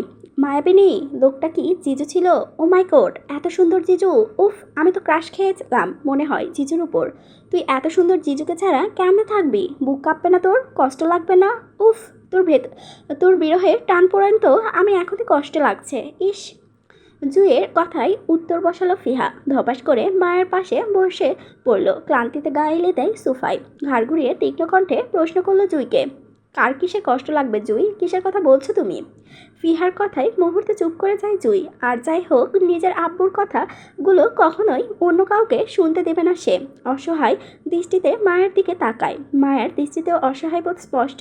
জুঁই নিজের বিচক্ষণতা কাজে লাগিয়ে তৎক্ষণাৎ সাবধানে বলে উঠল, তেমন কিছু না আপু, মায়ের সাথে একটু মজা করছিলাম। ও কথা বলতে পারছে না, আমি দুষ্টুমি করছিলাম একটু আর কি। ও তাই বলো, আমি মনে করলাম কিশোর বিরহের টানপোড়েনের কথা শুনলাম। আচ্ছা যাই হোক, মনের ভুল হবে হয়তো, কিন্তু তোমাকে যে আঙ্কেল ঢাকায় রেখে যাবে সেটা অকল্পনীয় ছিল আমার। যা খেসারত করছে আঙ্কেল তোমাকে নিয়ে, কিছুতেই তোমাকে রেখে যেতে নারাজ। অবশেষে মায়ের শারীরিক কন্ডিশনের কথা চিন্তা করে রেখে গেল তোমাকে। আচ্ছা, আঙ্কেল কি সবসময় তোমাদের নিয়ে এত স্ট্রিক্ট থাকে? খুব সিরিয়াস তোমাদের নিয়ে, তাই না? ফিহার কথায় নিঃশব্দে হাসলো জুঁই। মায়াকে হসপিটাল থেকে রিলিজ করার সময় খান পরিবারের বায়োজ্যেষ্ঠ দুজনের শত রিকোয়েস্ট করার পরও জুঁইকে খান বাড়িতে রেখে যেতে নারাজ পোষণ করেছিলেন শফিকুল ইসলাম। শুধু জুইকে নয়, মায়াকেও নিজে যেতে চেয়েছিলেন সাথে করে তিনি, কিন্তু মায়ের অ্যাক্সিডেন্টের জন্য লং টাইম জার্নি করাটা ঠিক হবে না বলে জানায় ডক্টর। তিনি বাধ্য হন মায়াকে রেখে যেতে। তবে কথা রইল, মায়া কিছুটা সুস্থ হলে নিজের বাড়িতে যাবে। 2-3 দিনের জন্য ব্যাপার, কিন্তু শফিকুল ইসলাম কিছুতেই খান বাড়িতে যাবেন না, আর যদি নিজের স্ত্রী সন্তানকে পা রাখতে দিবে খানবাড়ির চৌকাটে। সিদ্ধান্ত হলো হসপিটাল থেকে সোজা ব্রাহ্মণবাড়িয়াতে নিয়ে যাবেন তিনি। কিন্তু বিপত্তি ঘটে মায়াকে নিয়ে। সে কিছুতেই জুইকে ছাড়া খানবাড়িতে যাবে না। জুইকে নিজের সাথে রাখতে চান বাকি 2-3 দিন। সে সুস্থ হলে 2-1 জন একসাথে ফিরতে চায় ব্রাহ্মণবাড়িয়াতে। কারণ মায়া চিন্তিত, সে বিগত 2 মাস ধরে প্ল্যানিং করেও নিজের বাড়িতে ফিরতে পারছেন না। অসুস্থতার জন্য নিজের বাবা মার সাথে বাড়িতে যেতে পারছে না। এখন যদি জুইও চলে যায় তাহলে সে আর কখনোই যেতে পারবে না বাড়িতে। অদ্ভুত মানুষটা ঠিক কিছু না কিছু করে আটকিয়ে দিবে তাকে। সেই আটকে থাকতে চায় না, তাই নিজের বাবার সামনে কেঁদে কুটে বন্যা ভাসিয়ে রাখলো জুইকে। পূর্ব দিগন্তের এক ফালি সোনালি রোদ আলোকিত হয় চারপাশে। কিছুটা হালকা তিত্তির বাতাস বইছে চারপাশ স্নিগ্ধময়। সকাল 8টা ছুঁই ছুঁই। খানবাড়ির বাগানের খোলা আমব্রেলার নিচে বসে আছে মায়া, আর দক্ষ হাতে কাজ চালাচ্ছে আয়ন। মায়ের মাথার ব্যান্ডেজে খুলে নতুন করে ড্রেসিং করছে সেখানটায়। মায়ের সামনে হেনা খান বসে মনোযোগ সহকারে দেখছে সবটা। কাজ শেষ করে সাময়িক সময়ের জন্য হেনা খানকে বসিয়ে উঠে যায় আয়ন। উদ্দেশ্য নিজের রুমে গিয়ে ফ্রেশ হবে। মনস্থিরভাবে কয়েক কদম এগোতে চোখ পড়ল জুইকে। ঘুম ঘুম চোখ কসলাতে আগমন ঘটল বাগানের মধ্যে। আয়ন তীক্ষ্ণ দৃষ্টিতে সেদিকে লক্ষ্য করে চট করে পেছনে ঘুরে তাকায় মায়ের দিকে। সূক্ষ্ম চোখে মায়াকে লক্ষ্য করে সাথে সাথে তাকায় জুইয়ের দিকে। দুজনের অসংখ্য মিল লক্ষ্য করে সে। আয়ন আরও কিছু মিল লক্ষ্য করে তখনই চোখ মেলে তাকায় জুই। চোখ মেলল দুজনের। অপদস্থ হলো সে। সাথে সাথে চোখ সরিয়ে পাশে রাখলো আয়ন। জুই ইতস্তত বোধ করে জড়সড় হয়ে দাঁড়ায় আয়নের সামনে, কাচুমাচু করে খানিকটা। আয়ন জুইয়ের অবস্থা বুঝতে পেরে নীরবে পাশ কাটিয়ে চলে যায় ভেতরে। জুই স্বস্তির নিঃশ্বাস ফেলে। এই লোকটাকে মোটেও ঠিকঠাক মনে হয় না তার। সাংঘাতিক লেভেলের অসভ্য লোক মনে হয় ও। জুই মাথা আউড়িয়ে আর কিছু না ভেবে গিয়ে বসলো মায়ের পাশে। জুই বসাতেই হালকা হাসলো হেনা খান। কৌশল বিনিময় করে চা এগিয়ে দিল জুইয়ের দিকে। সৌজন্য বজায় রেখে হাসি মুখে চা তুলল হাতে। চায়ের কাপে চুমুক বসাতেই ডাক পড়ল হেনা খানের। তলব পড়েছে আরাফ খান হতে। দুজনকে বসিয়ে রেখে হেনা খান সামনের দিকে এগোতেই চোখে পড়ল হৃদকে। হৃদ বাগানের কাছের বাংলোতে দাঁড়িয়ে ফোন কথা বলছে গম্ভীর মুখে। দৃষ্টি তার সামনের 2 বেলকুনিতে স্থির। হেনা খান চমকে গিয়ে সন্দেহপূর্ণ গাঢ় দৃষ্টি ফেললেন সেদিকে। বোঝার চেষ্টা করলো হৃদ কাকে দেখছে এক মনে, মায়াকে নাকি জুইকে। দুইজনই পাশাপাশি বসা, তাই বোঝার উপায় নেই হৃদ কাকে দেখছে। কিন্তু তিনি কিছু একটা বুঝতে পেরেছেন। হৃদের দৃষ্টি স্বাভাবিক নয়, গম্ভীর। আর তিনি চট করে রাতের ঘটনা মনে করেন এবং সেই সাথে ধরে নেন হৃদ মায়াকে নয় জুইকে দেখছে। যেহেতু হৃদ মায়াকে পছন্দ করে না, সেহেতু হৃদ জুইকেই দেখছে। হেনা খান নিজের মাঝে শিওর হয়ে প্রস্থান করেন ভেতরে। তার ঠিক সাথে সাথেই ফিহাও নিজের রুমের বারান্দায় দাঁড়িয়ে হাত নাড়িয়ে জরুরি তলবে ডাকছে জুইকে। কয়েক সেকেন্ডের ব্যবধানে জুয়ে চলে যায় ফিহার উদ্দেশ্যে। মায়া একা বসে রইল। হাতে তার নিজের গায়ের চাপ। প্রকৃতির মৃদু বাতাসে দুলছে মায়ের গায়ের হলুদ ওড়নাটা। খোপা করা চুলগুলো থেকে এলোমেলোভাবে কিছু চুল বের হয়ে আছড়ে পড়ছে মুখে। মায়ের বাতাসের সাথে সাথে সেগুলো বারবার কানের পেছনে গুজিয়ে দিচ্ছে মৃদু হাতে। থেকে থেকে কাঁপছে মসৃণ ঠোঁট জোড়া। হৃদ এক দৃষ্টিতে তাকিয়ে থাকে সেদিকে। আজকাল তার কি হয়েছে সে নিজেই বুঝতে পারছে না। কাকে বোঝাবে? কতটা বেখেয়ালি করে এই মেয়ের কাণ্ডগুলো তাকে। শান্তি কি আছে কোথাও এই মেয়েকে ছাড়া? যদি থাকে তাহলে হৃদ সেখানটায় যেতে চায়, তবু বাঁচাতে নিজের বেখেয়ালিপনা থেকে। হৃদ আনমনা হয়ে কথা বলতে বলতে এগিয়ে আসে মায়ের সামনে। মায়া টুকটাক কথা বলতে পারছে সবার সাথে, অনেকটা সুস্থ সে। হৃদ নির্ভীক ভঙ্গিতে মায়ের সামনের চেয়ারটায় টেনে বসলো। চেয়ারে শব্দখানে আসতেই চমকে উঠল মায়া। মসৃণ চেহারাটাই মুহূর্তেই ভয়ে চুপসে গেল। হৃদ চোখ আউড়িয়ে সেটা দেখলো। কি দেখলো না তা জানা নেই মায়ার, তবে হৃদের চেহারায় অসীম বিরক্তির রেশ। কোনো কিছু নিয়ে সে প্রচুর বিরক্ত। চায়ের কেটলি থেকে নিজের জন্য চা ঢেলে চা কাপ টানলো মায়ার। চুমুক বসালো মায়ার চায়ের কাপে। নির্ভীক ভঙ্গিতে পরপর চুমুক বসিয়ে সুন্দরভাবে শেষ করলো সেটা। মায়া হতবাক দৃষ্টিতে চোখ বড় বড় করে তাকিয়ে রইল হৃদের মুখশ্রীতে। মায়া জানা নেই হৃদ কখনো কারো এঁটো খাবার খাওয়ার তো দূরে থাক, আজ অবধি কখনো চা মুখে নিয়েছে কিনা সেটা নিয়ে প্রবল সন্দেহ চারিদের অপছন্দনীয় তালিকায়। মায়া নিশ্চিত যদি হেনা খান এই লোককে তার এঁটো চা খেতে দেখতো তাহলে মুহূর্তেই আহাজারিতে বিলাপ করতে করতে অবাকের শীর্ষে পৌঁছিয়ে হিনা খান জ্ঞান হারিয়ে ফেলতো তো এতক্ষণে। কিন্তু মায়া কিন্তু মায়া জ্ঞান হারায়নি। তার মানে মায়া সাহসী নারী। হৃদ ভাইয়ার কথা অনুযায়ী হসপিটাল থেকে সাহসী নারী হয়ে এসেছে সে। মায়া চোখ আউড়ে নিভু নিভু চোখে তাকায় হৃদের মুখোশটিতে। হৃদ নির্বাক ভঙ্গিতে চা খাচ্ছে। মায়া ভয়ে ধীরে সস্তে চলে যেতে চায়। চেয়ার ছেড়ে উঠে দাঁড়াতেই কানে আসলো হৃদের গম্ভীর কণ্ঠ, কোথাও যাবা না, চুপচাপ বসে থাকো সেখানে। মায়া হতবুদ্ধ হয়ে ঠাই জায়গায় বসে পড়ে। ভয়ে ভেতরটা টিপটেপ করছে থমে থমে। আজকাল হৃদ মায়ার মাত্রাধিক ভয়ের কারণ হয়ে দাঁড়িয়েছে। হৃদকে দেখলে মুহূর্তেই চোখ ঝলঝল করে ওঠে হৃদের সেই হিংস্র চেহারাটা। মায়া ভয় শুকনো ঢোক গিলে আশেপাশে চোখ আওড়ায়। কাউকে খোঁজার চেষ্টা করছে নিজেকে বাঁচানোর জন্য। কিন্তু আফসোস, আশেপাশে বডিগার্ড ছাড়া বাড়ির লোক কাউকেই দেখতে পারলো না মায়া। বডিগার্ডগুলো হৃদের তাই মায়াকে সাহায্য করার প্রশ্নই আসে না। ভয়ে চোখ টলমল করে ওঠে মায়ার। নিজেকে গুটিয়ে মাথা নিচু করতেই কানে আসলো আবারও হৃদের সে গম্ভীর কণ্ঠ, তোমার বাবাকে আমার পছন্দ না, তাই বাপের বাড়িতে দৌড়াদৌড়ি কম করবা। কারণ তোমার ধান্দাবাজ বাবার বড় বড় প্ল্যানিং আমার পছন্দ না। উনি শ্বশুর মানুষ, শ্বশুরের মতোই থাকবে। তা না করে তিনি কেন বড় বড় প্ল্যানিং করবে? বউ ছাড়া প্ল্যানিং, শ্বশুরের মেয়েকেও আমার পছন্দ না। ওনার মেয়ে আমার মানসিক অশান্তির কারণ। শ্বশুরের মেয়ে ছলনাময়ী, ছলনা করে বেড়ায় আমার সাথে। ছলনাময়ী নারী। কথাগুলো বলে থামে হৃদ। বিরক্তির রেশ টেনে চোখ তুলে তাকায় মায়ের মুখপানে। চোখ মিলালো দুজনের। মায়ের হতবাক কনফিউজ দৃষ্টিতে। মায়ের ভাবভঙ্গি দেখে বুঝলো মায়া হৃদের কথা বিন্দুমাত্র বোঝেননি সে। এতে করে সে আরও বিরক্তি হয়, মনে মনে আওড়ায়।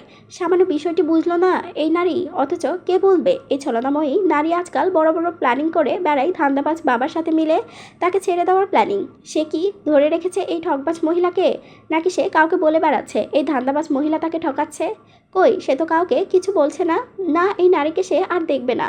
যাকেই নারী বাপের বাড়িতে চলে, সেও আটকাবে না। আর এই অবাধ্য নারী তাকে বুঝবে না, তাই সেও আর তাকাবে না এই নারীর দিকে, একদমই তাকাবে না। দরকার পড়লে তার অবাধ্য মনটাকেও এই নারীকে দিয়ে দিবে। যে মন তার কথা শুনে না, সে মন তার চায় না। অবাধ্য মন অবাধ্য নারীর কাছেই থাক, সে তাকেই খোঁজে। সে আর নিবে না এই অবাধ্য মনকে। চাপারা টানলো মুখে। তিত্তির মেজাজে আরও মায়াকে কথা শুনিয়ে বলে ওঠে হৃদ, শুনো মেয়ে, তোমার প্রতি আমার বিন্দুমাত্র ইন্টারেস্ট নেই। একদমই পছন্দ না তুমি আমার। কিন্তু আমার অবাধ্য মন তুমি, তাই তাকে তুমি রাখো। আমার চাই না এই অবাধ্য মন, আর না চাই তোমাকে। কথাগুলো বলে ধারচে বলল, সেই ধারচে গটগট করে চলে গেল হৃদ। নাক মুখ কুচকে বিরক্তি নিয়ে চলে গেল গাড়িতে। গাড়ির স্টিয়ারিংয়ে বসাতেই মনে পড়ল এই নারী তো বিশ্বাস নেই, যদি সত্যি সত্যি চলে যায় তো। যে ধারচে গাড়িতে উঠলো সেই ধারচে সঙ্গে সঙ্গে নেমে পড়ল হৃদ। বিরক্তি নিয়ে আবারও হাজির হলো মায়ের সামনে। এবার দ্বিগুণ বিরক্তি নিয়ে তিরস্কার কণ্ঠে বলল, উফ, তোমাকে বললাম না সত্যি সত্যি আমার ইন্টারেস্ট নেই তোমার প্রতি। কোনো ভালো টালো বাসি না তোমাকে আমি, তারপরও কথা শুনছো না। সেই আবার আমাকে নিয়ে আসলে। শুনো মেয়ে, তুমি আমার 1 নম্বরের অপছন্দের তালিকায় আছো, তাই তোমাকে দেখব না আমি আর। কিন্তু সমস্যা একটাই, শুধু তোমাকে ছাড়া আমি নিঃশ্বাসটা নিতে পারি না, তাই ফিরে আসি বারবার। আমার সুস্থ নিঃশ্বাসের প্রয়োজন, তাই তোমার বাপের বাড়ি যাওয়া ক্যান্সেল। আমার কথার অবাধ্য হলে মাথার উপর তুলে আছাড় পারবো, মনে রেখো। কথাগুলো বলেই আর এক মুহূর্তেও দাঁড়ায়নি হৃদ। বিরক্তির সহিত প্রস্থান করে নিজ গন্তব্যের উদ্দেশ্যে। আজকাল সব কিছুর উপর হুটহাট বিরক্তি হয়ে পড়ছে সে। কোনো কিছুতেই শান্তি পাচ্ছে না সে। অকারণে রাগটাও বেশি হয় সব কিছুতে। এতে করে সব দোষ তার এই বাতিল বউয়ের। বাতিল বউ হয়েও শান্তি দিচ্ছে না তাকে, সবসময় অশান্তির মধ্যে রাখে। এই নারীর জন্যই আজকাল অস্বস্তির টানপোড়েন থাকে তার মধ্যে। এই অবাধ্য নারীর জন্য তার মন তার কথা শুনে না। আজকাল বড্ড বেহায়ার মতো হয়ে গেছে মন। বেয়াদব মন, বেহায়া মন, খালি অবাধ্য হয়ে বউ বউ করে সারাক্ষণ। এতে সে প্রচুর অগুন্তি ডিস্টার্ব ফিল করে সে। তার মন তার কথা শুনবে, তা না করে সে কেন সারাক্ষণ বউ বউ করবে? সে কি বোঝে না হৃদের কোনো বউটো চায় না, হৃদের কিছু চায় না। এই নারী ছলনাময়ী নারী। এই নারী যে ধীরে ধীরে তার মনকে দখল করে নিচ্ছে, সেটা কি তার বেহায়া মন বোঝে? না, বোঝে না। কেন বোঝে না? কেন বুঝতে চায় না তার মন? তার এই অবাধ্য মনের কারণ একমাত্র তার ওই ছলনাময়ী বউ। সব দোষ তার বউয়ের, বেয়াদব বউ। মায়া হতভম্ব হয়ে বসে থাকে জায়গায়। হৃদের কোন কথাই মাথায় ঢুকলো না। সে তো কখনো বলেনি এই লোকটাকে তাকে পছন্দ করুক। তাহলে সে নিজেও তো হৃদকে পছন্দ করে না, একদমই করে না। কিন্তু হৃদের লাস্ট কথাগুলো ঠোঁট উল্টিয়ে কান্না করে বসে সে। ভীষণ বাজে লোকটা তাকে বাপের বাড়িতে যেতে নিষেধ করেছে। তার মানে দুনিয়া উল্টে গেলেও সে যেতে পারবে না।